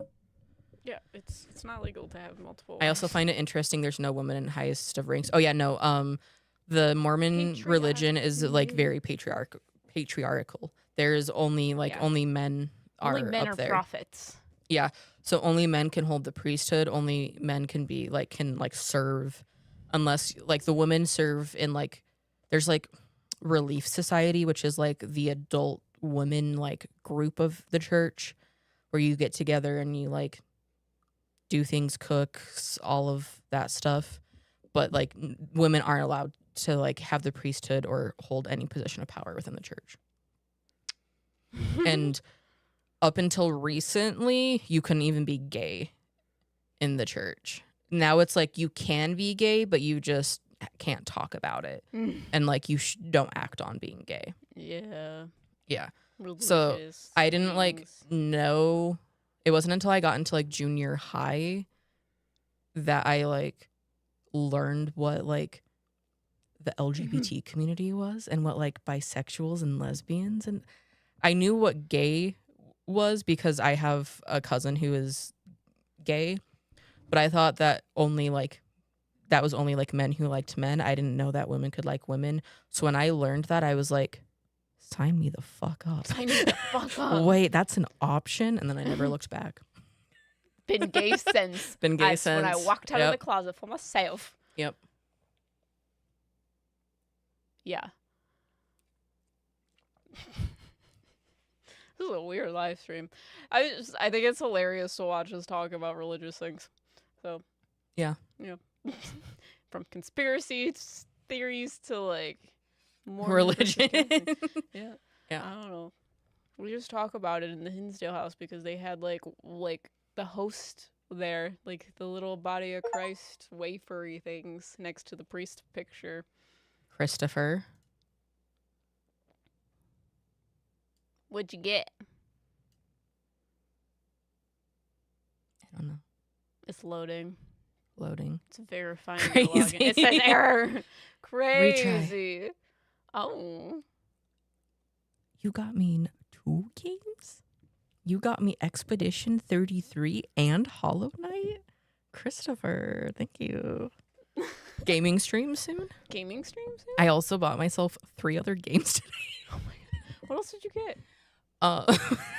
Hold on, let me accept these gifts. Like, decline. I bought Parcel Simulator, Mega Bonk, and Loophole. The timeline, like. Yeah. So I thought that would be fun, and then I just wanted to fuck around with them. And then Sydney bought me Balatro, and she bought me earlier in the week, and I have 22 hours played. Yeah, you got that a few days ago. I'm autistic. Well, at some point we'll play It Takes Two. It's downloaded on this computer now, so Yeah. we can play. We could play. Yeah, we were playing The Sims earlier to plan out our living room. Yeah, because we finally finished doing our like bedroom It pretty looks much, so and it's good. amazing. We keep bragging to you guys about it. Yeah, So we want to do the rest of the house, but we're poor, really poor. should buy Silksong. You can buy me Silksong. I haven't even played Hollow Knight yet. I debated Split Fiction, but I saw Claire was on sale. Well, thank you, Christopher. I appreciate you. It's cute. It's cute. Didn't know of it, but always learning more. Half classic gaming. Yeah, there's a here, hold on. There's a really funny video that another creator I like reacted to. Hades 2 is out too. I'm so excited. I know. Need to finish the first one. Yeah, we like Hades. We played Hades on his channel, I believe. My husband's not gay. Oh Yeah, there's a TLC show about Mormons that is called My Husband's Not Gay, and it's about Can't be gay. and it's about these men who are married and they're gay, but they're like, but it's fine because I'm married to my wife. So that's just it's hilarious. Hilarious. We need to watch that. I'm pretty sure you can watch it on HBO. I think TLC's on HBO. Have you guys seen the first episode of Mighty Nine? Yes, we watched it earlier today. It's so good. It's so It's so good. I can't believe Critical Role released it today for me specifically on my birthday. Yeah, and Liam sounds like Gara, and I know he plays Gara, but he doesn't always sound like Gara. Gara's my favorite writing character in Naruto. Hades, then we'll eventually hop into Hades 2 once I finish True Ending of Hollow Knight. I need to finish Hades 2 or Hades, and then I want Hades 2 so bad. I mean, Hecate is like one of the main gods in it. Like, Yeah, because I'm a slut isn't for a Greek goddess mythology. the main character is? Yeah. Who is it? Melanoi. Got you. Yeah, who is one of Hades' kids. Yeah. And the first game is Zagreus, one of his son. Yeah. So Melanoi is daughter. Hecate rules. Her design in the game is so good too.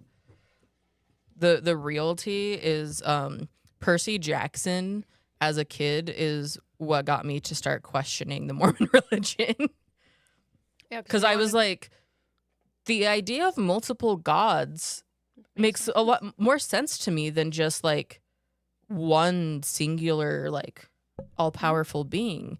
And it makes more sense that they would be like more flawed and not these perfect beings. Because like if kids are dying of cancer and this horrible stuff is happening, like if like would a pure, like holy, like all-knowing good God do that? Yeah. So I mean, read the Bible. yeah, so that's when I started, was like, I like the idea of multiple. And then I became a witch. A witch! And now here I am. Yeah. And also in junior high, I got voted most likely to work in a haunted house. So really, my entire life has been set from the jump. Haunted. We've just been living Halloween every day Yeah. since we were born. I mean, you were almost born on Friday the 13th. Should have been. Wish you were. Fuck.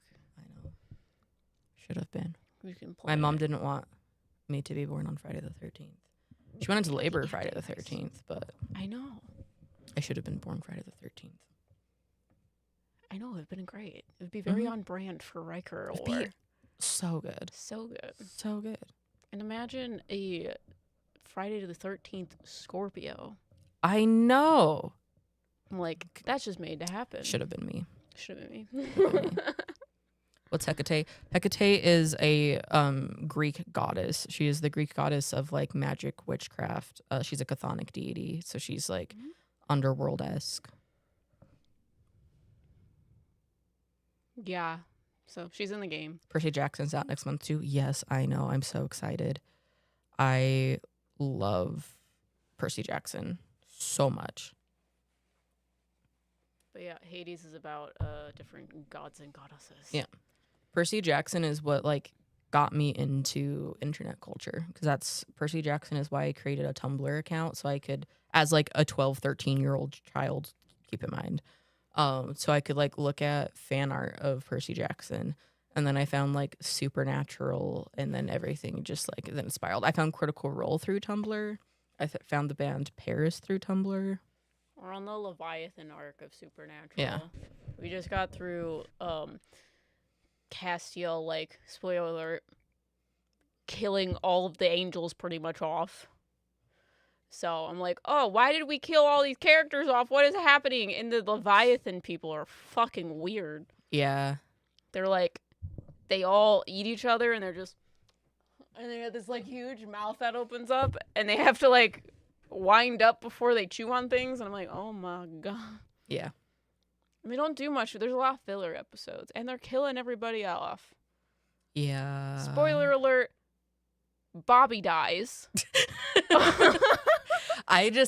I love it because I've watched all of it before, so I love like seeing your reactions to everything, because I'm like,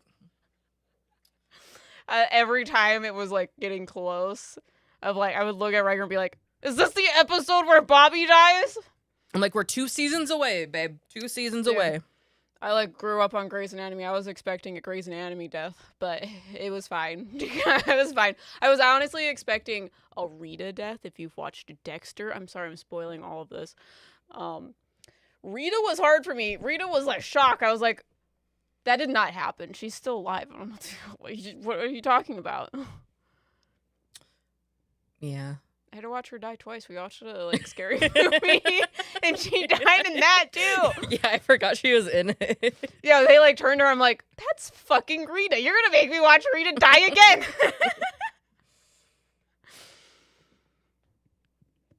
Yeah, I've watched the early seasons of Supernatural a few times. I've watched seasons like 1 through 5, I'd say, a few times.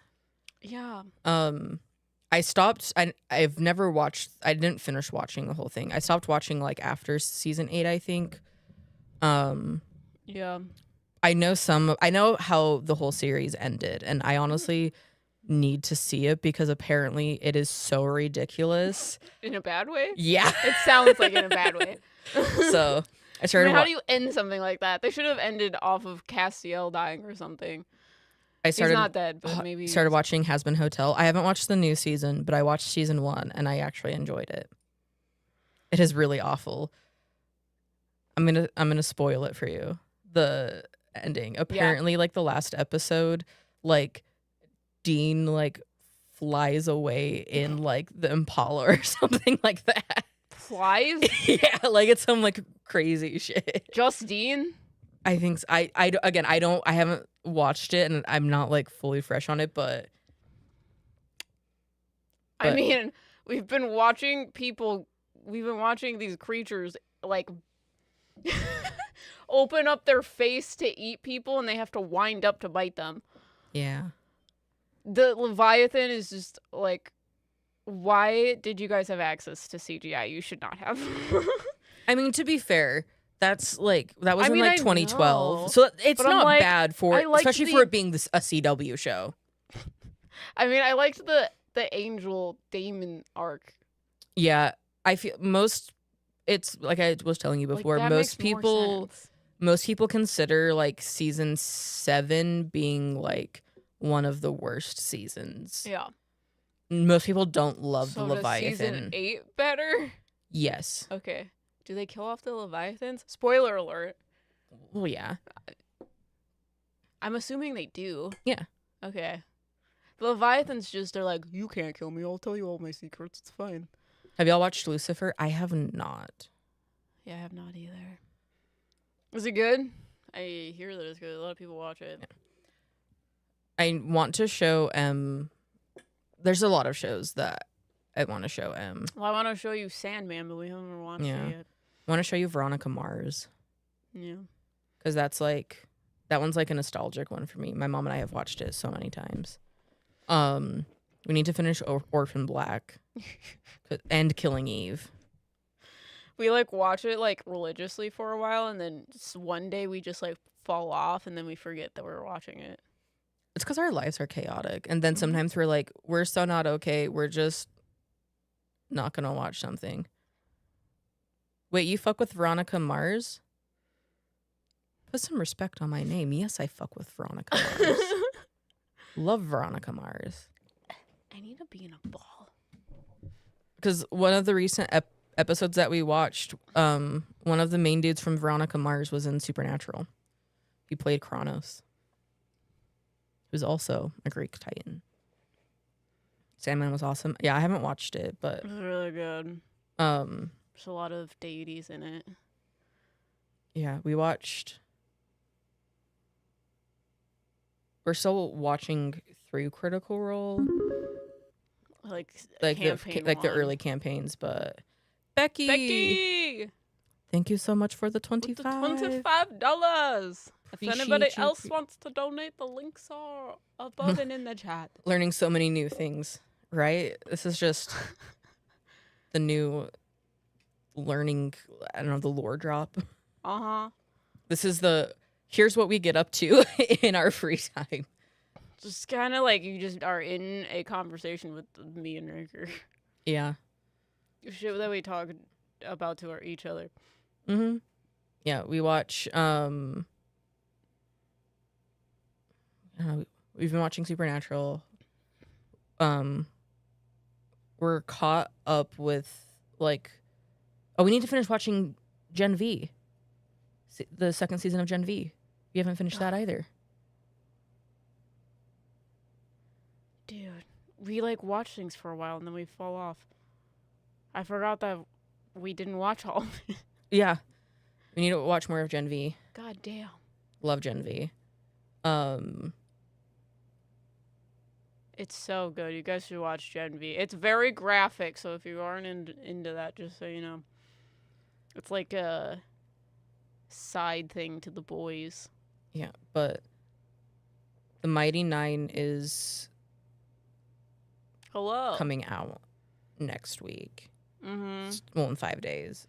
Yeah, and we've been watching the new campaign of Critical Role. Yeah. We missed last week's episodes. We have to catch up. Yeah. We'll probably watch that this weekend and stuff because we have to make candles and do orders and stuff. Candles. So yeah, if you're waiting for a candle that you bought, we're finishing. Yeah, we're finishing them up this weekend, so they should be shipping out on Monday. Yeah, the people that bought things recently, you might have longer wait. We'll see how it goes. We'll see how many we can do. Yeah, but yeah, but what else? Such a pretty animation too. Listen, Beauregard is Ryker's favorite character. Is my favorite character. I love her. She is perfect. She is me. Yeah. I love her.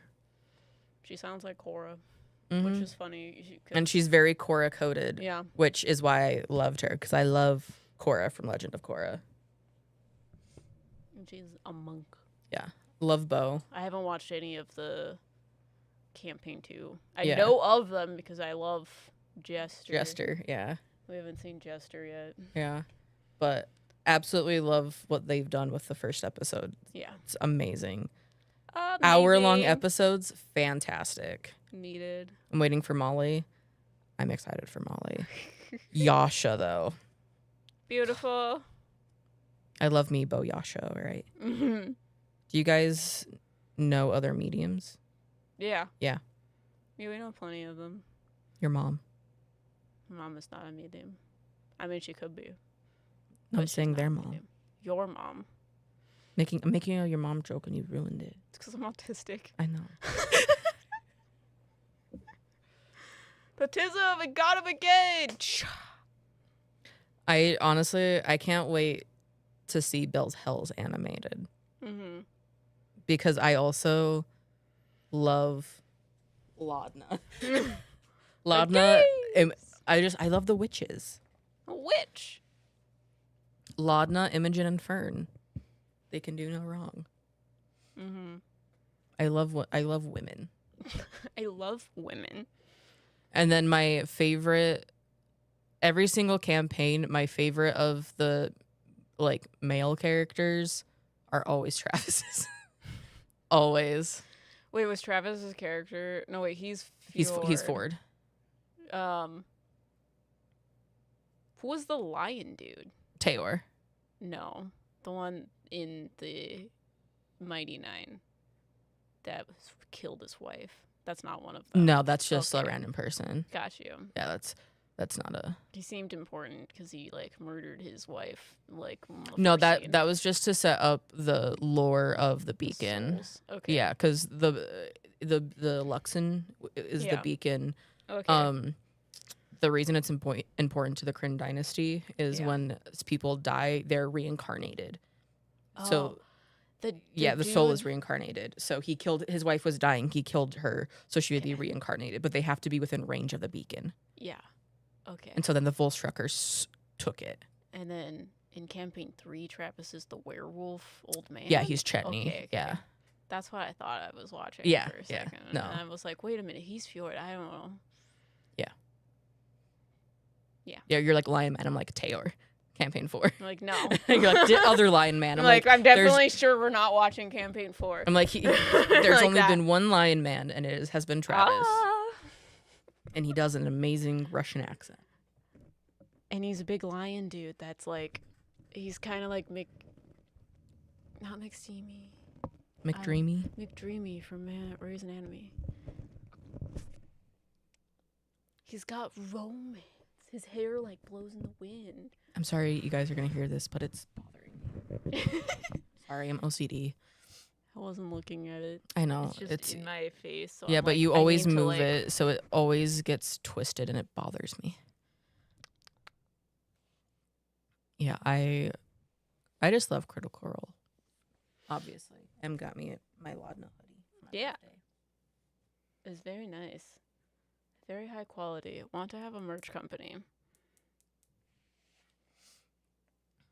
What else could we talk about? What other spicy takes? Oh, spicy takes. What tea do you guys want us to talk about? Give us a topic. Ready, set, go. I'm ready to be spicy. Spicy. It's my birthday. Welcome back, Jada. Could we talk about which spicy things? I don't know if I want to talk about which. No, which spicy things? I cannot cope with one episode per week. I know. Oh, speaking of vinyl, I got a new record player for my birthday and a cabinet for it, and 2 new vinyls. and 2 new vinyls and speakers. stereos. So now I can play all my vinyls. Are you Ryker medium? Is Ryker a medium? Or yes, we're both mediums. We are those meddling mediums. Those meddling mediums. I'm still pissed about that lemonade. Yeah, every time I get a drink from Panera, at least the Panera over here, If it's not the pop, it's not good. it tastes really bad. Kind of vinyl player, I can tell you the exact one. It's an Audio Technica one.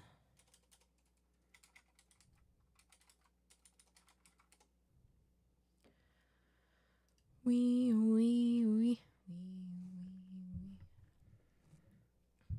It's the Audio Technica AT LP60X in black. You're So- a medium too? Sorry, go ahead. No, you're fine. So it's I had one before, but it was like I've had it for a while, and it's not like a great audio one because it has like built-in speakers, and it also has like a CD player and radio and Bluetooth. I got it as like Yeah. a teenager, so like it was This will be great. so but, nice because Yeah. we have like dedicated speakers Yeah. and it's not like built-in speakers too. Yeah, but That's I really nice. wanted to like I don't know. I like see people on like Instagram and TikTok like showing off all of their like record and vinyl stuff, and I'm like, oh, I want That to could be be me. that. So yeah, I wanted to like get into more like quality equipment and stuff like that because I love it. I was looking at some today and something about the case closing onto a vinyl record. It was spooking me. Yeah, I'm excited. I'm When excited. we're done with stream, I'm gonna We just go. got things in Yeah. from Gonna Amazon for gifts from Yeah. Ryker's mom. got 2 new. I got a Paramore album and a Yellow Card album. I got Riot from Paramore and Ocean Avenue And we from got 2 speakers. and speakers. And then Awesome. with the gift card my brother got me, I got a like TV backlighting kit for our TV because we're trying to make everything Cozy. cozy. What do you both want for Christmas? We have a throne page. Yeah, our it's like a wish WISHLIST. list. I think it is Ouroboros. I think the link changed. I can find it. That might be different. I think it's Ouroboros. Yeah, but I think yeah. Ouroboros Productions. So it's throne.com/Ouroboros. We'll put it in the whatever. But anything on there, if you guys are interested, you can purchase stuff on that and it will directly get sent to us. So, But that's our wish list. It's in most of our like descriptions and stuff like that, and we like update it from time to time. Yeah. I was gonna say, but yeah, I'm excited to have like a proper pretty like record area. Dude, our bedroom is beautiful. Yeah, especially because we just like kind of like finished redoing everything. It was good timing.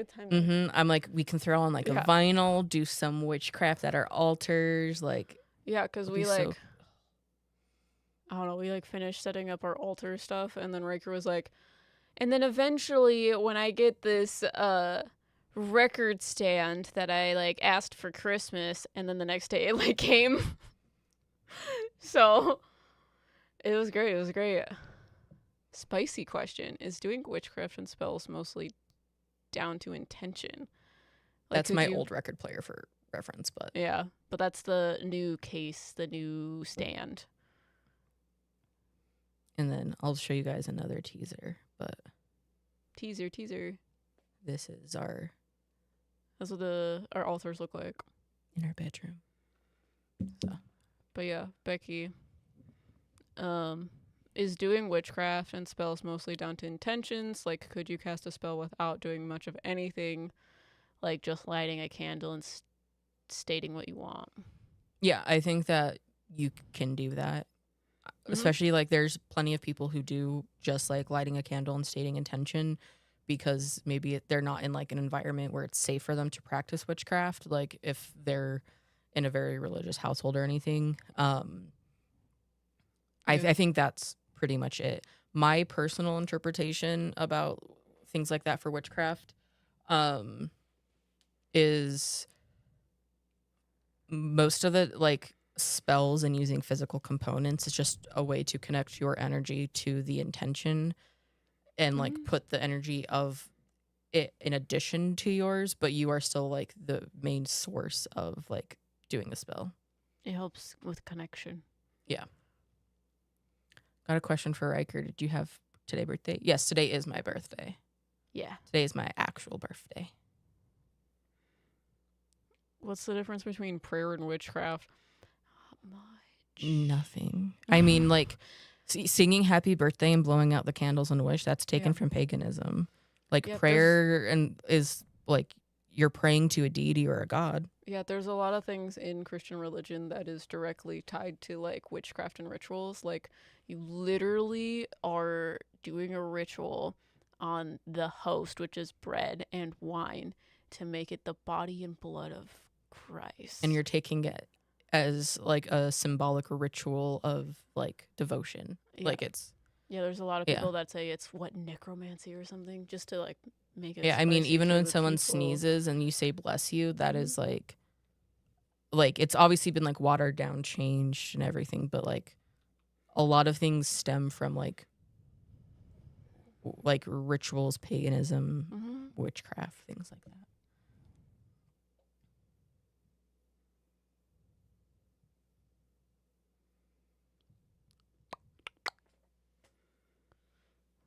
Sorry, just reading things.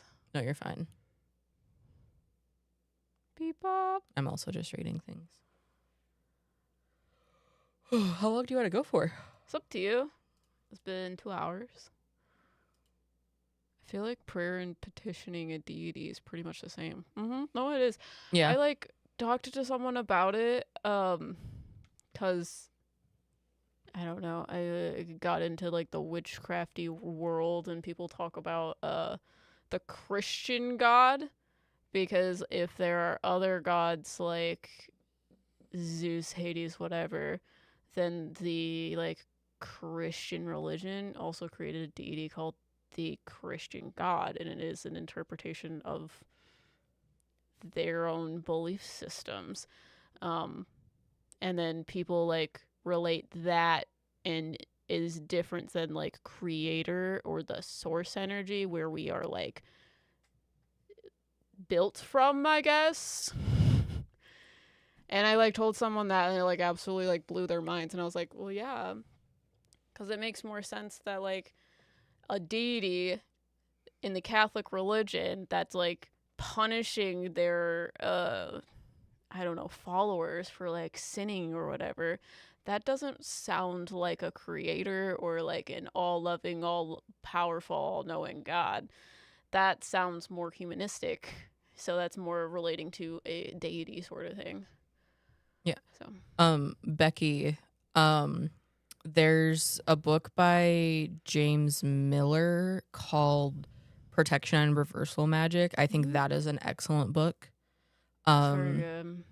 I would say like that's a very good like introduction into witchcraft book. He talks about it in a very like balanced way, in my opinion, and talks about like kind of like protection magic, reversal, like wards, and kind of like just like being comfortable with casting spells, doing things, overdoing it, stuff like that. It's a great book. It's one of my like We do have Jason an Miller. Instagram. Yes, thank you. We do have an Instagram. It's those Meddling Mediums. And I'm also still reading that book. Yeah, we started the book club and then Same. we fell off with everything. Is there a spell for healing? There's spells for everything. You can do it for everything. Yeah. We're like want to do like a spell for our dog. Yeah.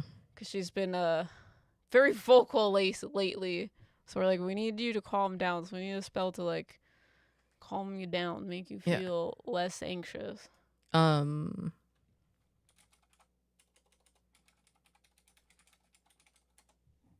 There's also a book called by what is her name?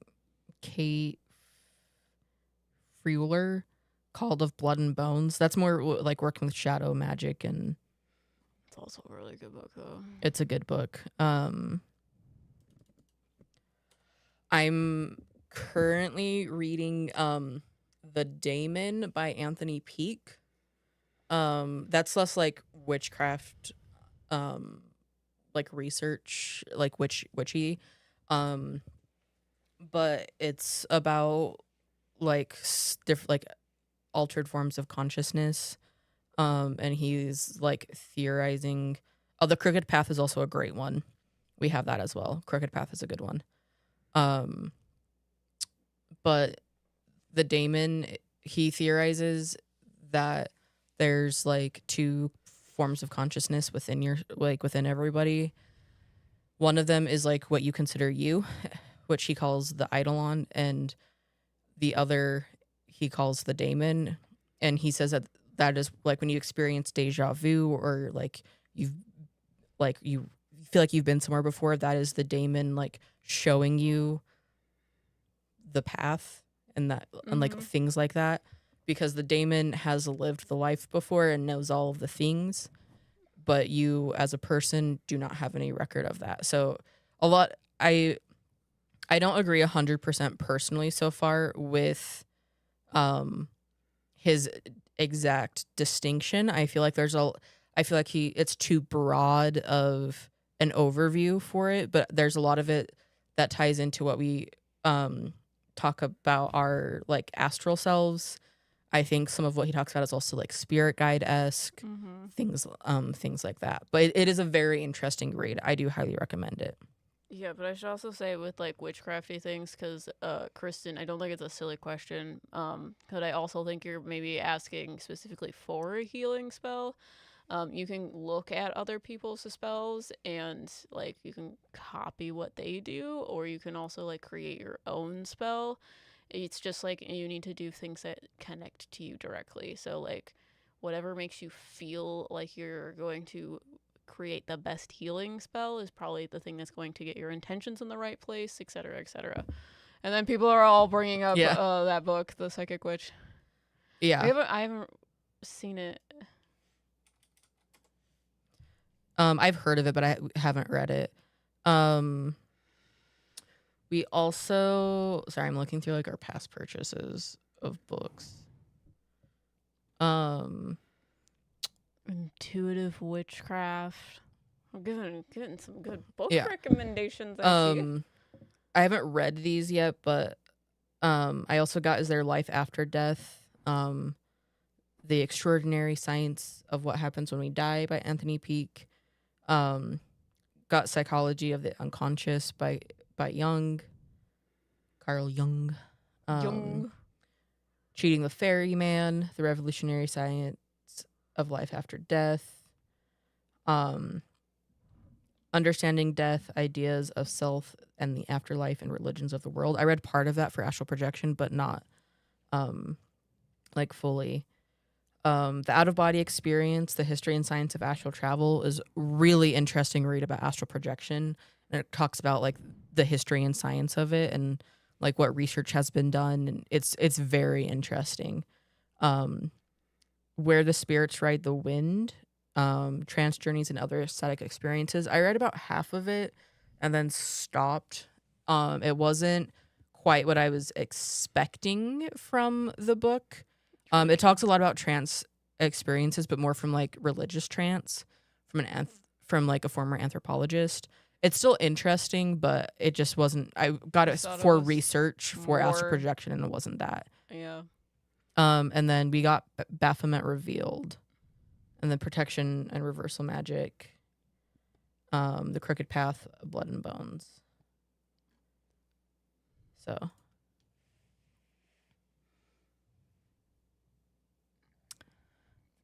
Sorry, lots of things just happen. Okay. Yeah. How old am I? I am 27 now. Ow. Sharing your brain cells. I know. Data. You guys are just like, boom, boom, boom. Whoever's going to get it out first. Yeah, I've seen a lot of these books on TikTok too. The ones that we haven't like read. Yeah. We want to get a new bookshelf, so we need a fucking library. We need a bigger house for one, but we need like a library. Yeah, I want to finish like setting up our sunroom because I want a like chair in there so I can read and witchy like books a cozy chair. Yeah, so I can read in the sunroom. In the little sunroom. It'd be so cute. So cute. Especially because our bedroom is like so witchy and amazing now. I love it. Yeah.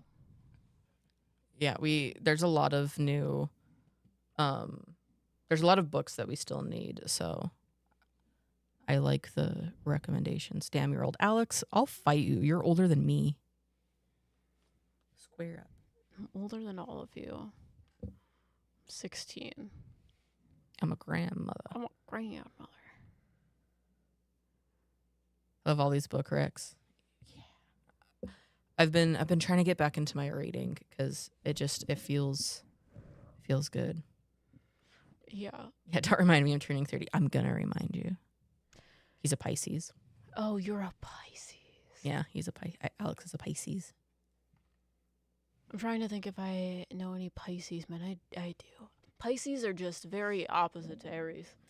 My mom, how did I miss the Alex is here?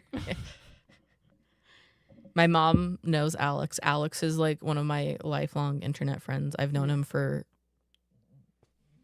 years. Yeah, I think I've known him since like 2014, 2015. I've known him for like 10 years now. God damn. Yeah. So they have met. Oh, yeah, in person. Mm-hmm. Literally like 10 years. Yeah. God damn. Mm-hmm. Yeah, because I met Alex when I was like 16, 17. 17 with me. Yeah. So 10 years.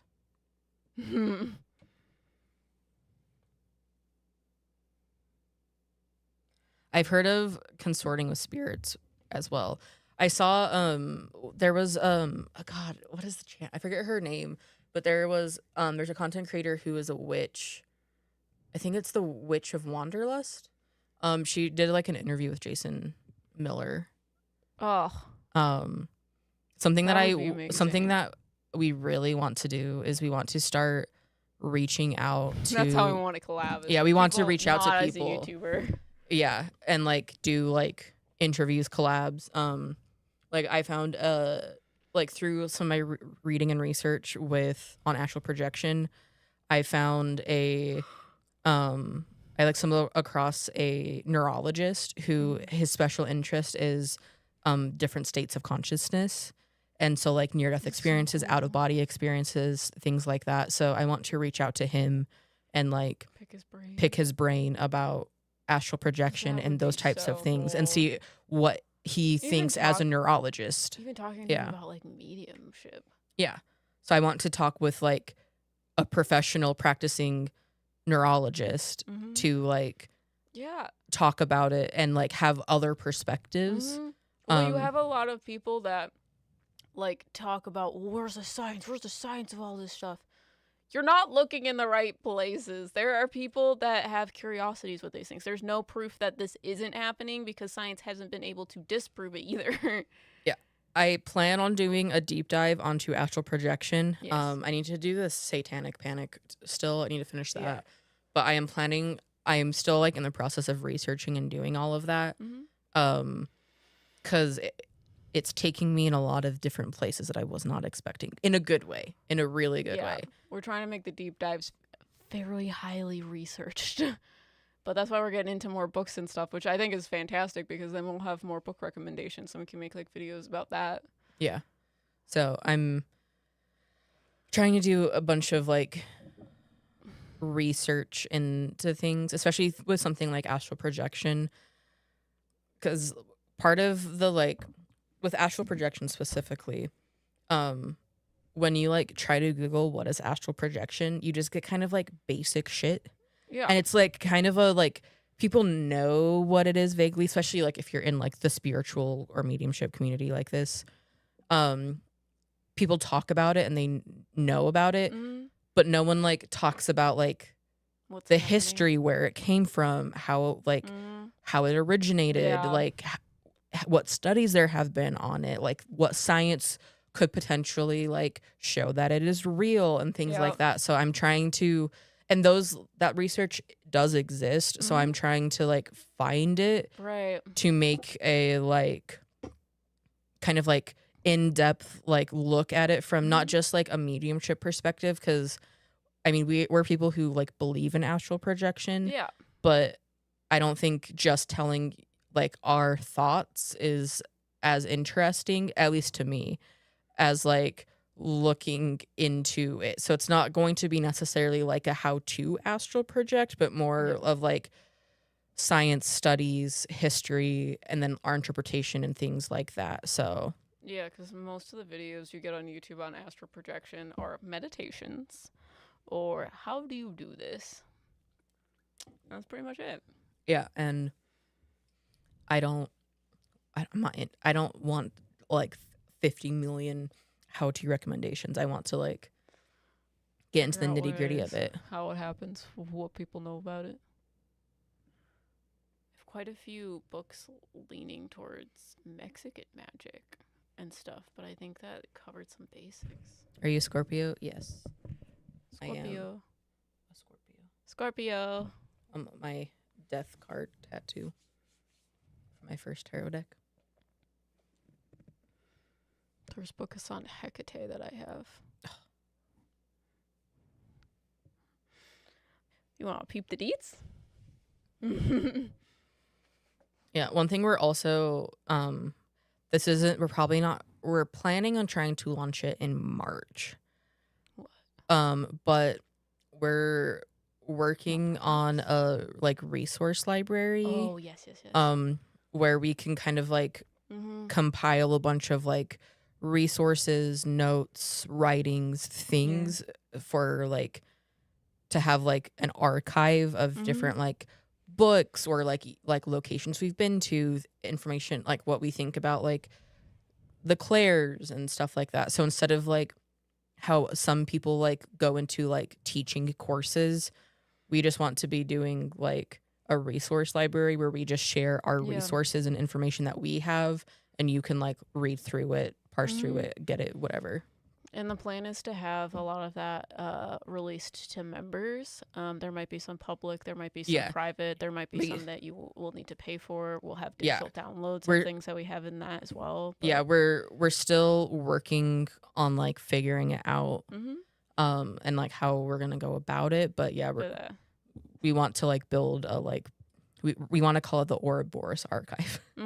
Ouroboros Archives. So all the information that we like learn about, figure out, that sort of thing, our thoughts about things. Yeah, it'll have logs of like our videos. We're kind of wanting to make it like its own, like our own like Wikipedia that like links to things, so you can like if we resource library. Yeah, a resource library. Resource library. So it'll have all sorts of stuff in it. But it'll have stuff like relating to our niche and stuff like that. Yeah. We've wanted to do it for a while. It's just timing and stuff, but we have it planned in our like rollout for next year. That's one of the things that we want to do. Yeah.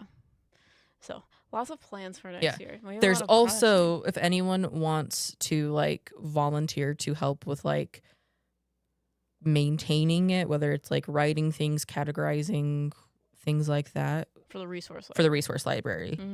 Or even if you want to like, if anyone is interested in helping with like researching for deep dives and things like that. Or if you have any like resources. So you're like, oh, you're researching like astral projection. I just read this crazy article. Yeah, there's a section in the Discord called Resource Library. You guys can put things in there. I love it. I love it. But yeah, I'm still planning on doing the Satanic Panic. So I've done a lot of research on that, and I have the script and everything written. I just need to like finish it. But and then after that, I'm planning on doing astral projection, and then from there, I don't know what deep dive we're gonna do. So whatever kind of seems interesting to go into. Of ideas. Yeah. Sorry, I'm writing down. No, you're fine. Book ideas from Strix. A volunteer's tribute, yes. Mexican sorcery. Okay. Focus on sharing resources, but doing that library thing sounds so cool. Love tedious work. I got sorry myself.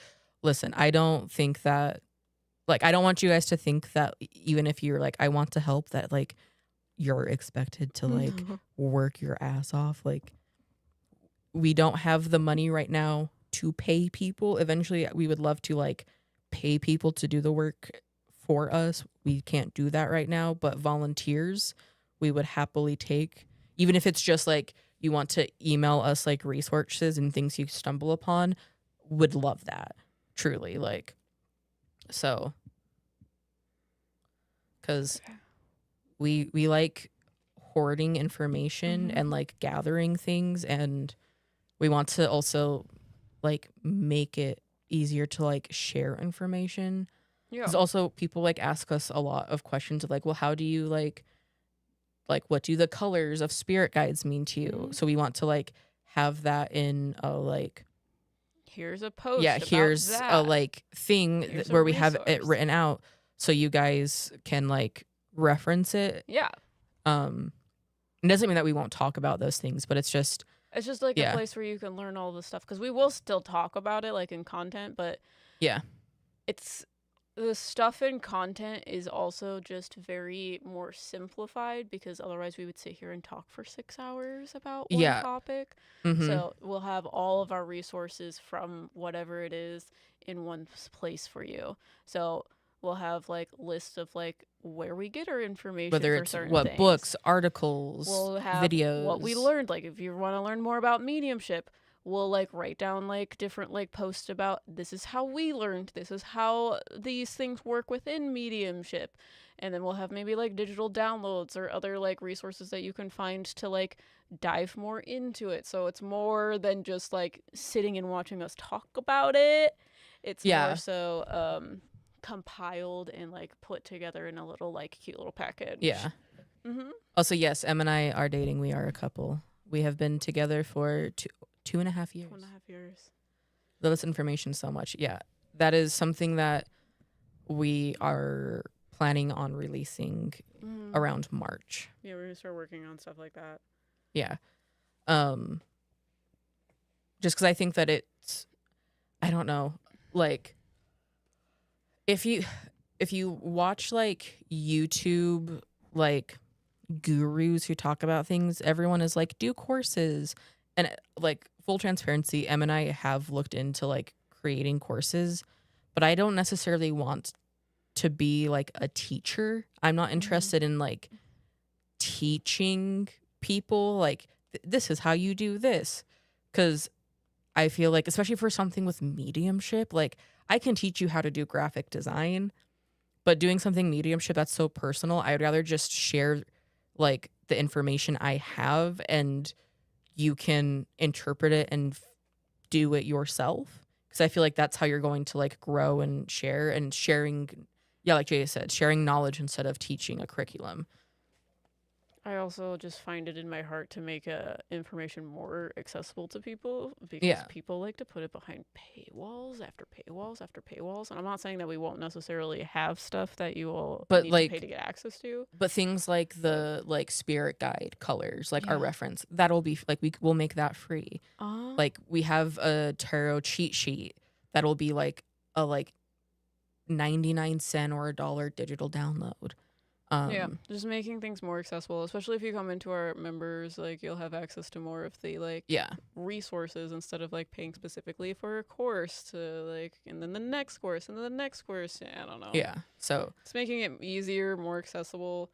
Yeah. But yeah, there will be things that will have a paywall, but a lot of it like you'll be able to have easier access. And if we're trying to do it as well as if you're a member, you'll have access to it, so that way it's like not asking you to like constantly like read. It's not another thing you have to pay for.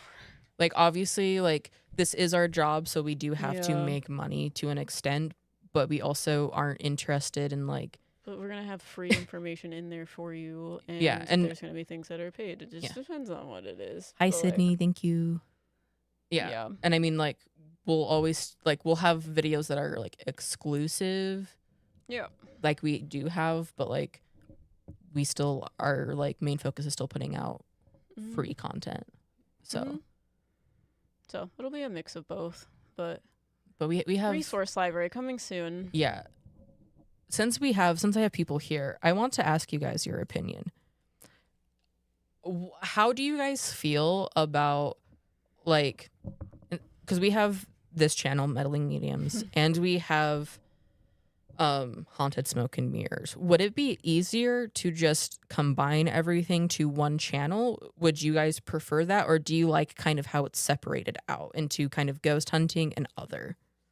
Yeah, because we have a lot of people ask us why we have two channels, and essentially the reason is we started those Meddling Mediums first, and we had like a group of people, so Ryker and I wanted to have our own channel for us, and then this just became our channel. So now we're like, oh, is it really like, do we need to have two channels, or do we just post everything at one spot? So that's why originally we have multiple channels, because it's like, oh, this was just going to be for me and Ryker, and now both is just for me and Ryker. Yeah, because I mean, we have to look into the logistics of it. It's just Yeah. it's an idea that we've been toying with because to do well on YouTube, consistency is a thing, and you guys see what kind of content we put out. We put out long content, and like it takes a lot out of us. Yeah. So You'll still get the content. It'll just be released on one channel. yeah. So, but we would be able to kind of space things out a little bit more. Mm-hmm. And so like if we're like instead of doing like trying to do like I don't know in between ghost hunting, we can have other content. I'm not saying it is going to happen for certain.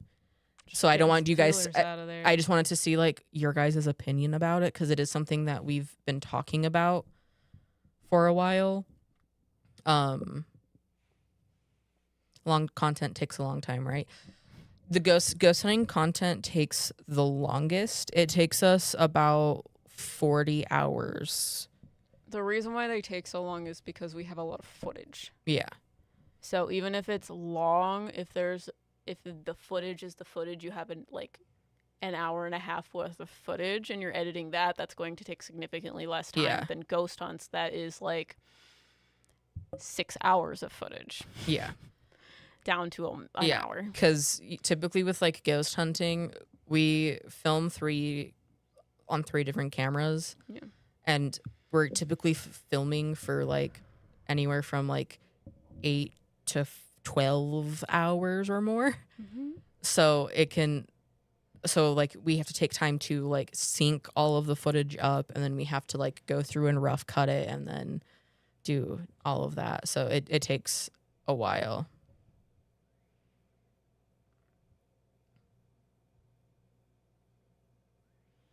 Sorry, I'm reading all of you guys. Most of you are saying combine it. Yeah. Which I kind of figured that would be it, but I know some people are only here for the ghost hunting stuff. So I'm like, I don't necessarily want like, I don't know, putting like other content on here. I don't know if that would like muddy it. I mean, regardless, there would be like a period of time where things would like kind of get wonky. Yeah. But I don't know what I was gonna say. I don't remember. yeah, because like Em said, originally this was supposed to be like a channel with other people, so then it became just the 2 of us. Yeah, which is so.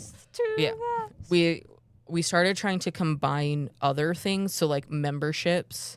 We're trying to combine and move to Fourth Wall and kind of like bring things kind of simplified together because we feel like it's spread out and like all over the place. So if we feel that way, I can't imagine how you guys feel. Yeah. So it's like, what's the difference between these 2 things? And you're like, yeah, well, you're like, yeah, what is the difference? We've had so many people come to us and be like, so why do you have so many channels? And we're like, well, you weren't here in the beginning, so you don't fully get it. But like, we had more people, so it's also easier to manage 2 channels at the same time because there were more hands-on on it.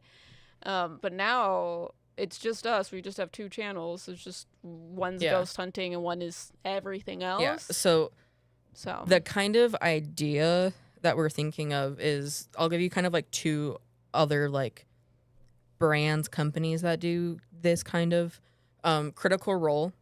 Critical Role is obviously Critical Role, but they have like series. So they have like their main campaigns. They have Abridged. They have like their one shots. They have Narrative Telephone. They have like other sub series and brands in it.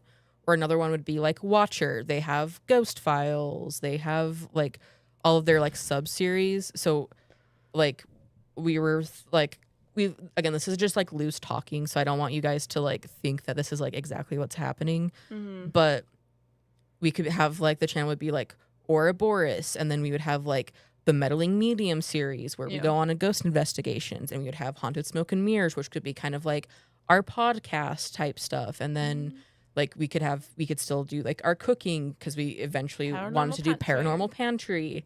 So instead of like having having separate fully channels. making more and more channels, kind of like combining them. Yeah, you would just have the series on Yeah. one channel. So But yeah, people are like saying, could you separate stuff into playlists? Yeah, it would be like that. We Yeah. would still have the like businesses of those Meddling Mediums and Haunted Smoke and Mirrors. They would just go under a big like, I don't know what the right word is, like production company. That's why it's called Ouroboros Productions.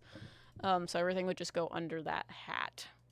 yeah, and we would I'm gonna pull up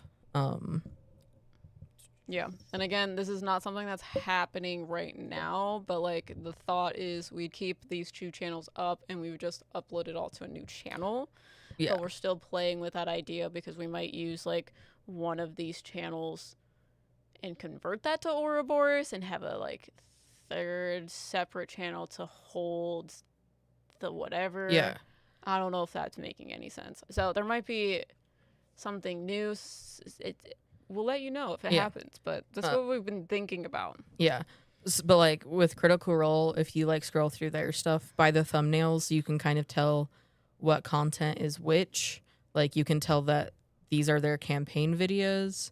You can tell like what their abridged ones are, like, and then like they have their playlist where things are kind of separated out more, so you can see like Campaign 4, Age of Umbra, like Candela Obscura, kind of like the sub things. So Robbie, I know, I love Robbie Damon. I wish I looked like him. I want to steal his gender.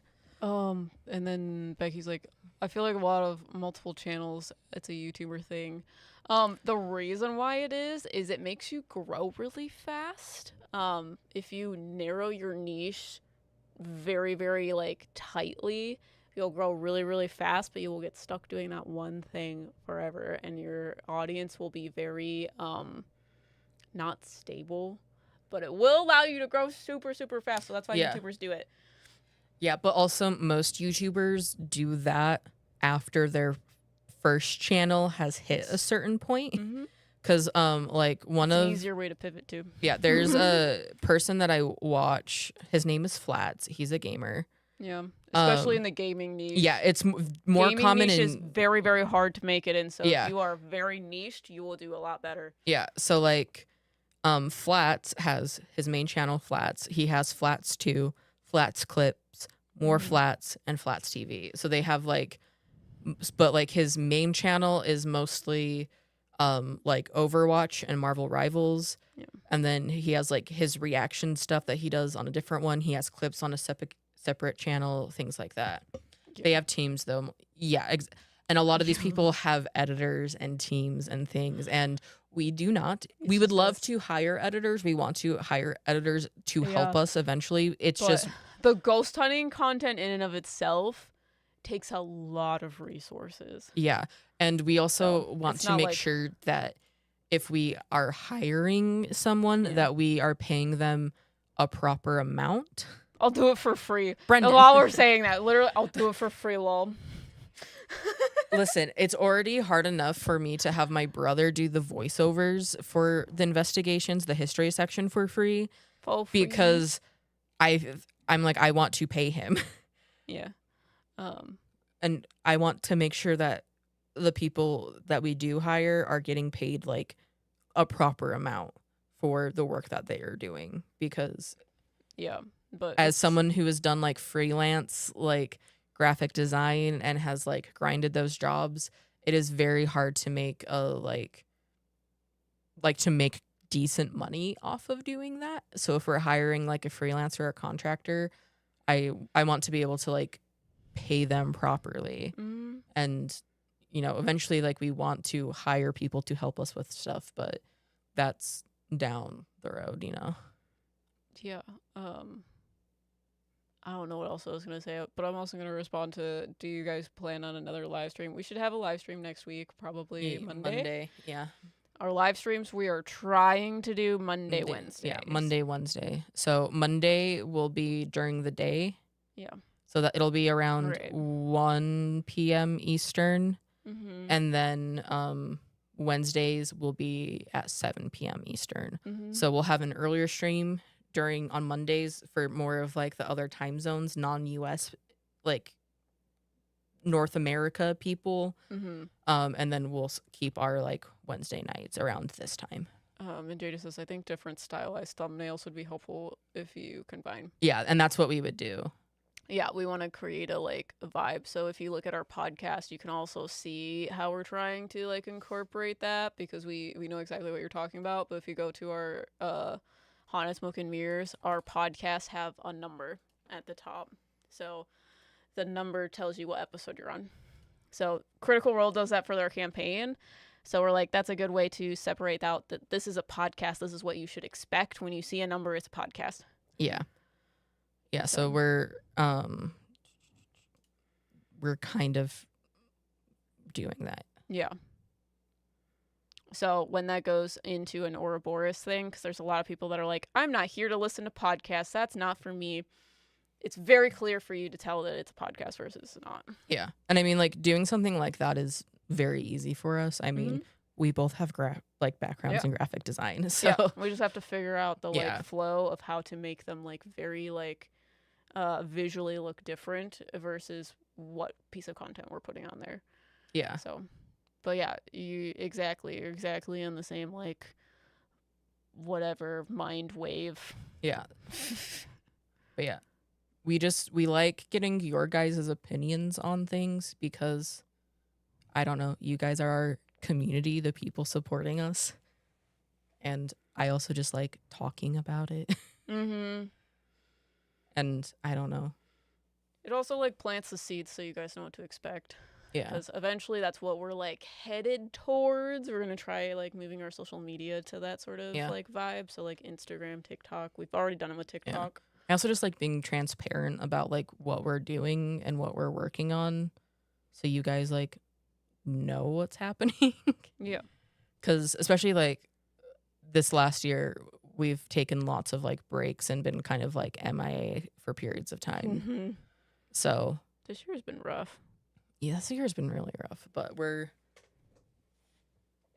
we spent a day last week kind of like we printed out an entire like the entire calendar for next year and planned out like when like what content is going to release on what days, when like we want to do products and collections and things like that, kind of planned rough like travel days in terms of like going on ghost hunts and stuff, so we can try to be so we can, and we're starting so now we can be consistent. Yeah, and we're starting now for our content for like January and February of like getting things kind of like ready and going. Yeah, so when you do ghost hunts, like I said, take a lot of resources. So you need to be very organized and planned with all of your other content, because once you are working on a ghost hunt, that is all you will have time for the whole week. Yeah. And when you go on ghost hunts, there is nothing else you are doing for that week. You are just doing ghost hunts. So it's very disruptive when you have to be consistent with creating content and all of that stuff, especially when you're just doing ghost hunts every fucking week. Yeah. So it's hard to stay consistent when you are doing that, because you're filming for like 10, 12 hours. Yeah. Like if you take into the whole ghost hunting thing from like pre-production into post-production and like the video is live, I mean there's like we spend hours like planning, like figuring out which locations we're going to, calling locations, booking them, and then typically we're driving like up to 10 hours to a location, and then we're filming from like 5 p.m. until sometimes 5 a.m. or later. Like Stark Saloon was a 24-hour day. Mm-hmm. Yeah, we woke up at like 7, 8 a.m. to like get ready to leave, and then pack the car on Sunday, and we didn't go to sleep until like 10 a.m. on Monday. Yeah. So that was just driving, filming everything for Stark Saloon, and then we still had to do the editing for it, which is still a long time. So bye, Litzy. Thank you. Have a great night. I want to work for you. I'm like, if we had money. I know, I'm like, it's, I wish we had money. I wish I was getting paid. I know, I'm like, I appreciate like that you guys want to help so much. I could not I could not do that unless I could We don't pay want to you a take living advantage of wage. people. Yeah. Yeah, it's very much a like we want to create a company that is I don't know, good to their like employees, puts Yeah. their employees interest first, which is also very hard for like a small business. So Yeah. we want to get to a place where we are stable enough to make sure that the people that work for us like get what they deserve. Yeah. If you guys know the company Dropout, I want to be Dropout. $25. Strix, thank you for the 25. Thank you so much. Appreciate it. Preach. Yeah, I mean, it's already hard enough for us to do like fundraising lives Yeah. because Like you're just I'm gonna like, give us money? I know, I'm like, Like, I don't feel like I can ask the community for $4,000 to do this, and then you guys give it to us, and I'm like, I appreciate it, and I know we're doing it, but like, oh, it makes me so uncomfortable to take help and like things like that. So we try to like try not to do that. not often, and when we do it, we try don't ask for help is the thing that I'm Yeah. trying to say. Yes, been here the whole time. Yeah, we want to be like Dropout. Like Dropout has been hitting record numbers the last years, and instead of like just taking the profit for themselves, they're doing profit sharing with everyone, and like they are very transparent when they raise prices of like memberships and things like that. Like we want to create like a healthy working environment, and we want people to like enjoy what they're doing for work.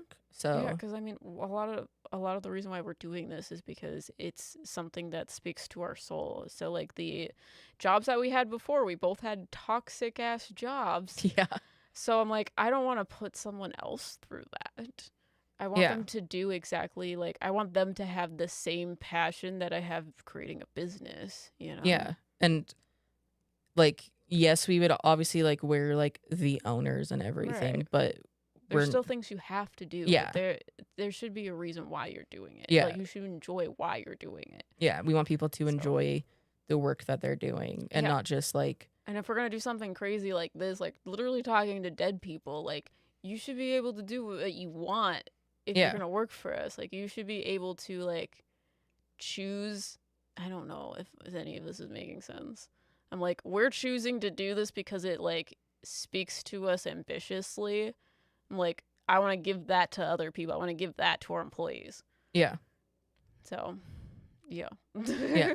Em and I have the too much gene, and we like being creative and doing as much crazy shit as we can, like creatively. And we want people who want to do that with us and have like a passion for that. Yeah. So obviously it's down the line that we'll hire people, but we want to, I don't know. We want to just get to a position where we can give back to everyone, truly. Yeah. Because, like, right now, like, we're very transparent. We're struggling financially. Things are hard, which is why we keep being like, hey, we're raising money for ghost hunts. If you guys want to if you guys want to help, no pressure. And again, no pressure. I don't want people to think that we're like taking advantage of people. I don't know. It stresses me out, but asking for help is hard. Yeah, I'm working on that in therapy to bring it back to therapy. But yeah, but like we literally could not make this type of content without your guys' help. Yeah. So. And I don't know, since you guys are like so, I don't know, you guys are so supportive and are rooting us on so much. Like we want to be able to do things to like give back to the community. Like we want to do big like charity things. We want to like help support other people's small businesses and stuff like that. Becky, shut up and take my money.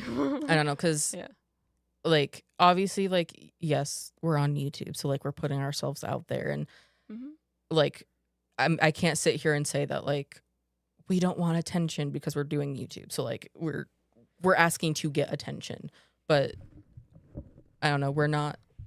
The reason why we're doing it isn't to be famous. The reason why we're doing it is because it gives us the opportunity to be an advocate for people that can't have a voice. Yeah, like we're both queer neurodivergent people, like Yeah. we're Representation. yeah, Makes we're you feel more diverse. comfortable in your own Mhm. body. Yeah, we want to create a community and a place for other people Mhm. to feel normal, because both of us Yeah. had upbringings where we felt like the odd ones out and Yeah. the weirdos. So we want to, like, I don't know, give back to people. Mhm. Like, I want to be the person that I wish I had when I was a kid in terms of like representation in like a community. And it's not Yeah. to say like that I didn't have one, but I didn't have one that I could identify with, that like Mhm. looked like me, identified like me, everything like that. Right. Yeah, I mean, content helped me figure out that I was autistic and Same. there wasn't something just wrong with me. Yeah. So that's why I'm like, that's one of the reasons why I started doing content, because I was like, I want to do that for other people. Yeah, I mean, I started streaming and like doing content stuff like almost 10 years ago, like 10 years ago, y'all. Yo. And the whole reason I started is I saw a creator that I really like on Twitch. I saw her building she had a community of people, and she was like herself. She's not someone who is like, she's not like a ninja or like a person who's like overly like energetic and crazy. Like, she's more kind of like low key.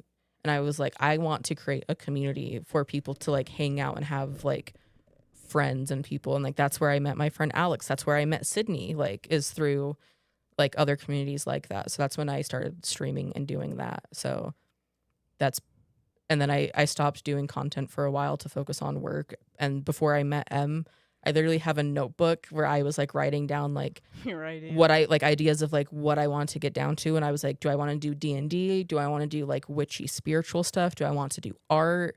Do I want to do video games? And then I met Em, and now we're doing And all I of was it. like, you should do everything. Yes, and all now we're of it. doing all of it. So we just want to do things for people. Yeah, the main goal is to try to get to a place where we can give an opportunity to have other people's voices heard. So that's what I'm doing. I want to advocate for people. Yeah. And being in front of an audience, I myself cannot like make a lot of change, but if I can like bring forth a community, then we would be able to have more of a like sway of our voice. You know what I'm saying?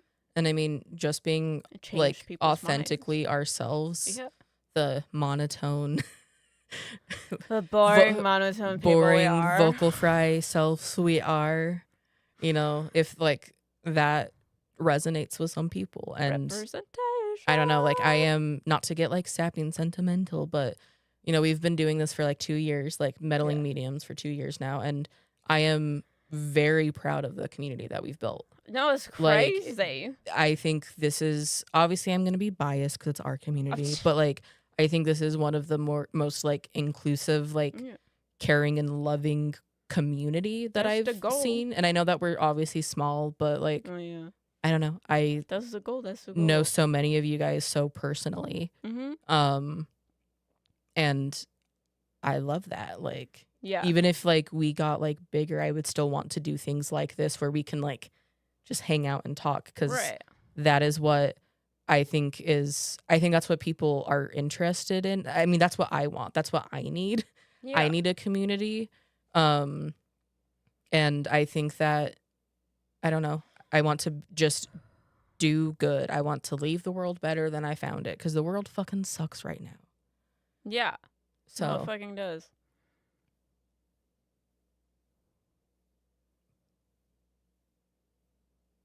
Silence. Sorry. A lot of people talking now.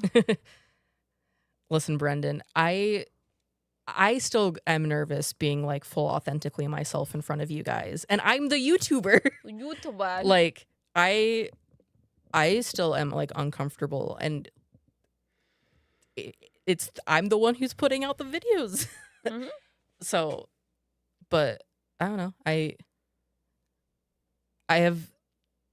We've only turned away absolute assholes, or like people who are like putting like spam accounts. Like, we're not, I don't know. we have a very like eclectic community too, like from all different areas, different like religious backgrounds, beliefs. Like, I don't know. I like that we can all just hang out and vibe and be silly together, be weirdos. Yeah, it was a good time. Sorry. I got the spins today. Yeah. I had the spins 2 days ago. Yeah. So I think I it's going have around. What is that called? Vertigo? Dysautonomia. Oh, dysautonomia, yeah. But I have a doctor's appointment in March. In March.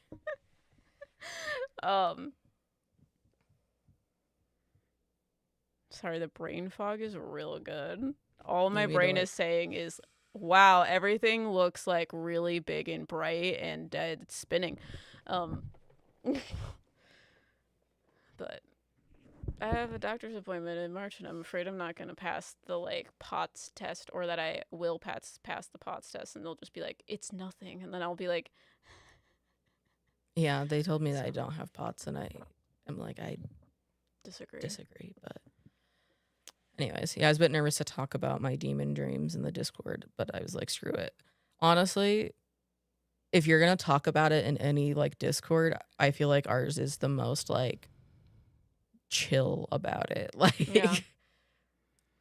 and if anyone came at you weird for it, I would have told them to We'll fuck fight them off. for it. Yeah. That's the point. That's what Mhm. we're doing. But also, I feel like it's pretty normal to talk about demon dreams. Did you in our read it? server. No, Oh, I did. I didn't didn't read it. respond. I'm sorry, but I did I read didn't see it. it. Yeah. You posted it today or something. I think yesterday. or something. Yesterday. The last few days have been a lot, but have a good night, Royal. Thank you so much. You guys are sincere. Preach. I don't know how I'm not good at taking compliments. We appreciate that. That's what you say. Say thank you. I appreciate. But then I feel like I'm lying because I feel like you're just saying it to be nice. This is literally the runaround that I have with my therapist, like for the last couple of weeks. Yeah. Because she's like, she's like, so if we've had the talk, she's like, what does your like community say about you? I'm like, they say that I'm like all of these good things. She's like, do you believe it? And I'm like, no. She's like, but if all of these people are saying it, I'm like, but like I'm the YouTuber. They're just saying it to be nice to me. And she's like, Ryker. I'm I like, was like, they could say other things. yeah. They aren't saying it because they're trying to be nice.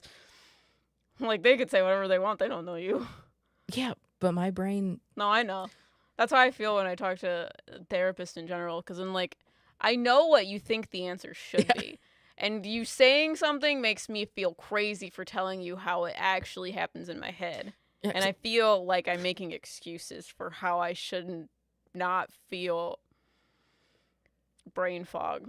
because my therapist was like, well, what if like someone compliments your haircut? I'm like, well, someone else gave me the haircut. It wasn't me. So someone else made it look good, not me. And she's like, you really can't take any compliments. And I'm like, so that's what we've been working on. So Right, I can't wait to tell her like People are telling you that, that this you're happened sincere. again on my birthday, that I was telling her I was like sad about, and was like, I'm not excited. I have emotions. 3+. Wait, no, I think it was 3+ years ago. You're Jeremy, right? I'm terrible at names. I was like, what do you think about your towel? Your and towel. then you were you were an exorcist, or no, you were an exorcist. Brendan had 3 dreams about being an exorcist. Yeah. That sounds amazing. The kind of judgment you would get and be like, you were an exorcist? I want to have a dream like that. Night, Kristen. Have a good one. But yeah, I don't know.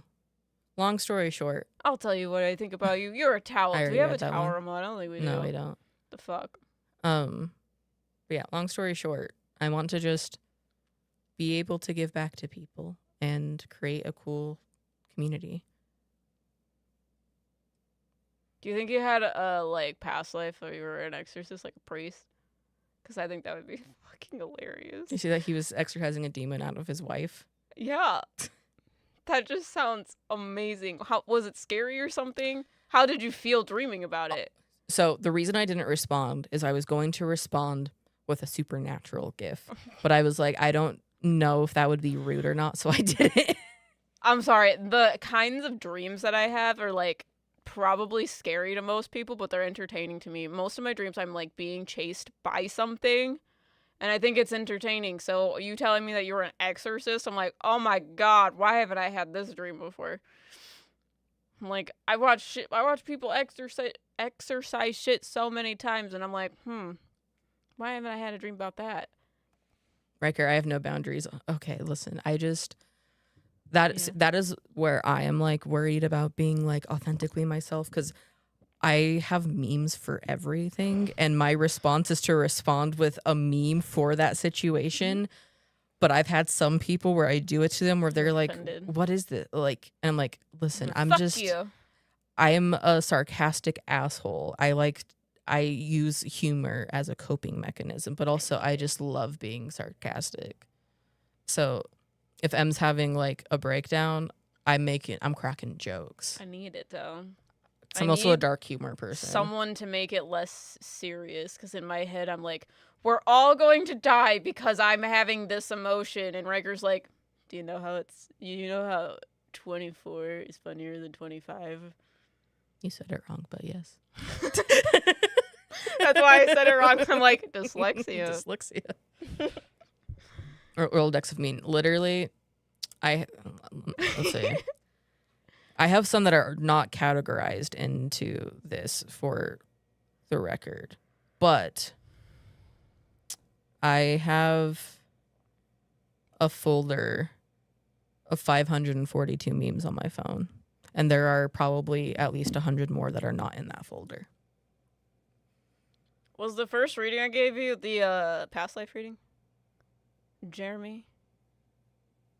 I know I ask you every single time you're in like a live stream if that's your username. Even though I know it is, my brain is like, no, there's gotta be something wrong. There's gotta be someone else. I have memes of myself. I have a lot of memes of my brother. It was pretty funny. We have memes of Ryker too. I like the one where you where people have dreams about you. And have you dreamed about this person? You may be entitled to financial compensation. Because so many people dream about Ryker. Fucking dream hopper. I have a lot of Critical Role memes. That's a lot of memes. Listen. Memeage.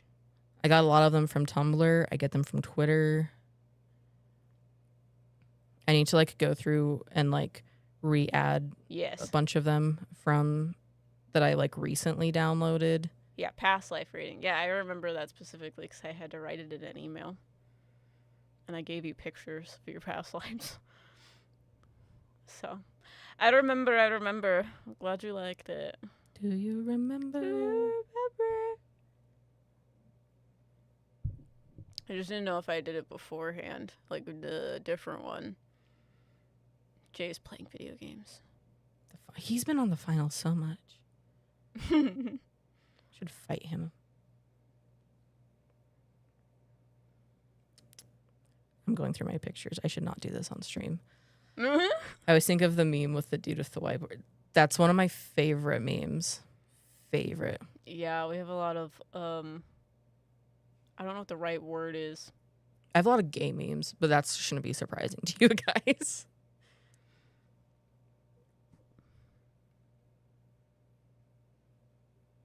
Hi. I like you. The room is spinning. Autism in me tells me that if I eat something, it'll make it feel better, but I don't think that's true. It's up to you. We can go to 10 if you want. Okay. Unless you want to go longer, I don't care. I'm chilling. I'm having a good time. Yeah. Tomorrow you have therapy. I have a box of brownie mix, but we don't have oil. Yeah, I forgot to DoorDash it. So I'm thinking about when I can get oil to make brownies. Because I'm like, I could get oil. I don't know if places are open. I think there are 24-hour places to get oil.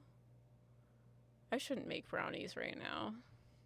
We can make brownies tomorrow. I want to make brownies. I'm thinking about brownies. I want to do some cooking at some point this weekend. When? I don't know. Maybe Sunday. Do we have to freeze the gnocchi? I don't think so. It says you have to use within 3 days. Maybe that's when you open it. I don't know. I also don't know if it's supposed to go in the fridge. Because it didn't feel cold, and it said after you open it, you should refrigerate it. But I've never Usually had it's gnocchi that isn't. There's a gnocchi that isn't in the fridge. Weird. Yeah. Weird. So I got whatever. So it's there in was the fridge. There was one that was on sale for like 2 for something. So There's I got two in there. I got that. It's in the fridge because I was like, I think this goes in the fridge, but it's not cold. Yeah, because I want to make bread this. Yes. Because I want to start making things, like making food and like baking things. One, just because I want to, but 2, I also want to give it as offerings to my deities. Which is cool. We just set up an altar. We set up all upstairs. that, yeah. So. Yeah, plus it'd be a lot easier to do like paranormal pantry stuff if we get consistent with like cooking and stuff. Yeah, so I got a lot of stuff for like batch cooking things. Yeah, I'm gonna make muffins. I think I bought like 5 pounds of onions. Yeah, there's a lot of onions in there. But it's because I'm gonna like mince all of them and put them in sandwich bags and then just have frozen them so then I can just use them in things. Yeah, we got super cubes. Yeah, super cubes. Which are basically like silicone like portion mold type molds. thing. Yeah, portion molds. That's a good way of saying it. But you can get them in different cups. So we saw people on TikTok that like freeze The individual components. Yeah, they'll prep like rice, beans, whatever. Chicken. And then you can like mix and match what you want in like a burrito instead of like freezing the full burrito itself. Yeah.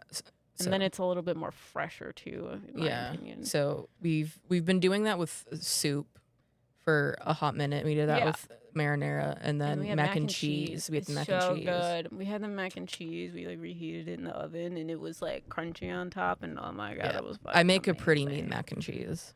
Ryker makes really good mac and cheese. Any kind of cheese sauce is like, I don't know what you do to it. It's amazing. Mostly because the other people that I've had, even like when I go to restaurants, the mac and cheese tastes like flour. Because they're not cooking the flour out enough. But like fancy ass restaurants, you get like homemade fucking mac and cheese. Tastes like flour.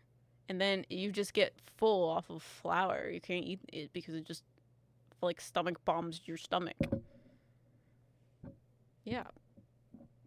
I don't know if other people have this experience. Mac and cheese recipe 1. I think you have to like probably figure it out because you just like close your eyes and put it in there. Yeah, I don't. When I'm cooking things, I don't go by recipes typically. I go depends by on the heart. If it's new. Yeah. But like the mac and cheese, I don't follow. I don't follow a recipe. I just make it. I mean, I know what I do. You can come up with one. Yeah. Because we release a lot of recipes on our brain fog members. Because we want to start doing that for Paranormal Pantry. Yeah. It's not a benefit because we haven't been doing it. We haven't fully established Paranormal Pantry yet, but you'll get recipes on there too. Because we have the recipes we have muffins. We streamed for 8 hours. All the recipes for that is online. Minus the burritos. I don't think that you added that yet. No, I didn't. No, that's still on Patreon. Yeah. So I'll have to no recipes, just vibes. I learned from my grandmother's. Dude, I feel like most homemade recipes is you take a handful of this, you put it in there, you take a pinch of that, and you're like, how much? No, I don't make Kraft mac and cheese, Jay. Fuck off with that shit. Oh, you're back. How's your game going? How's the finals? You always come back when we're talking about you, I promise. Yeah, the only time right after, though. You miss it, and then right after you come back. I follow my grandmother's mantra of you only follow a recipe when it's baking because baking is a science. You're right. So the ratios of flour and everything, it is a science. So I follow those recipes, but if I'm making mac and cheese or pasta orzo, I don't tend to follow a recipe. But you get old recipes, you inherit recipes. What they write on those are crazy. I think it's my great grandmother's recipes are if you hold your hand like this, it should fill up this much, and then you put it in there, and they're like, what? And my great grandmother was 4'11", so she's tiny. So what does this mean? You know what I'm saying? Yeah, this is bigger than Why yours. you gotta call me out? Oh, we called you out once you started playing. And then you came into our stream again, so. But maybe if you watched more of our content, I wouldn't have to call you out. We called you out for that earlier, too. Mm-hmm. Yeah, you missed out in the first, like, 30 so you don't have minutes. to rewatch it. Not that you would anyways. Yeah, no, we just think it's funny that you're in content, but you don't watch the content that you're in. But yeah, my mac and cheese, pretty much. So I switch up what cheeses I use, but I tend to use 3 different cheeses. I tend to use like a sharp cheddar, and then the other 2 I kind of mix and match. The last time I did a sharp cheddar, an Irish cheddar, and Parmesan. It was very good. It was very good.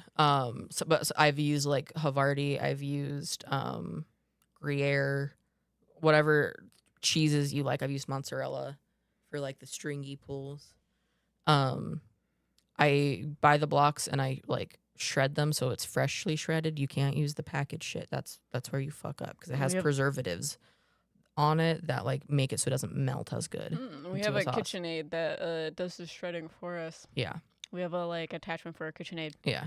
It's worth it. And then I usually do like 2 tablespoons of butter, melt that in a pan. While like the water is like coming to a boil. I make the sauce while the water is boiling and the mac and like the noodles are cooking. I'm just gonna tell you my whole recipe right now, so I hope you're writing it down. You're writing it down? You can replay this too. It'll be replayed. Yeah. Usually I will put in some like seasoning in the butter while it's melting so it blooms. I usually will do like black pepper. I'll usually do like fresh garlic. When I say fresh, I usually use like the jarred minced garlic. It's fantastic. I'm not mincing garlic every fucking time. You can do it if you want, or you can just use garlic powder. I don't give a fuck. And then I do 2 tablespoons of flour to make and then I'm pretty much start by making a roux, and then you slowly add in a can of evaporated milk. So like and continuously like. Well, first, before you add the milk, you need to make sure that you like let the flour and butter cook, so the flour cooks out, so you don't get the flour taste. And then you slowly add in the evaporated milk, so it becomes smooth. Then you can add in heavy cream or milk. Sometimes I will do milk, so it's not as like heavy and dense, but to thin it out a bit, so it's not too thick. And then you slowly add in your cheese a little bit at a time. You can throw in whatever other seasonings you want, and then you put your noodles in. You can put some breadcrumbs or more cheese on top, and you can bake it for like a few minutes, for like 10 minutes if it's like fresh, and then you got mac and cheese. Yeah, we have a pink KitchenAid. Yeah. I love it. It's amazing. Mama Freya got it for us. Jay, if you come up, I'll make you mac and cheese. Mm-hmm. Making bechamel, yeah, pretty much making bechamel, and then add your cheese. Just a simple cheese bechamel. Dude, I have no idea what that is. I also don't know what a roux is. You're like speaking a different language. Minus you put the cheese in. And I'm like, yeah. I grew up. KitchenAid. So my grandmother, my great-grandmother, and my step-great-grandmother were all excellent cooks. Mm-hmm. And lived with my grandmother when I was a kid, and she always was watching like Food Network shows, and I love Food Network. I'm a Food Network bitch. Food Network, HGTV, fuck with that shit so hard. So like I grew up like watching like all of the like cooking shows and stuff. Cooking makes me nervous. So that between like learning from my grandparents, I just like picked up things. So yeah. If it's seasoning something, I have no measurements for like the seasonings. Yeah. I can tell you. Like, beep bop, and then you're like, yeah, and it needs more beep bop, and you're like, I'm like, what the fuck? Yep. So, yeah, I like baking things better. It makes me less anxious, but I'm still very anxious, which I think will be funny for Paranormal Pantry when that happens. Yeah. Yeah. I'm like, what do I do? What are they talking about? What's a roux? Yeah, I grew up making all sorts of, like, helping. Oh, Good Eats. Loved Good Eats. Absolutely loved Good Eats. Alton Brown is a psychopath, but I love him so much. I don't know what that is. My childhood doctor looked exactly like Rachel Ray. Fun fact. Fun fact. Riker lore. Yeah.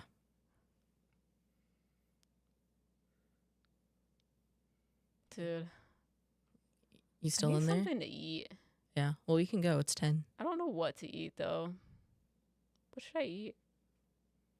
I don't know. You got your food up there still. Yeah, I'm still not hungry. It's in the fridge. I put it in the fridge. Thank you. Yeah, love Food Network. Sounds like her too. Oh yeah, even sounded like That's weird. sounded and looked right her. If you ain't seasoned, you ain't sneezing. You ain't seasoning if you ain't seasoning. It depends. Yeah, usually when I follow someone's recipe exactly, that isn't baking, and I don't like tweak it myself, it comes out not as good. Mhm. So like if it's coming to like seasoning and stuff, I always tweak it, because if you don't, it doesn't hit the same. It doesn't hit. Yeah, but I don't know.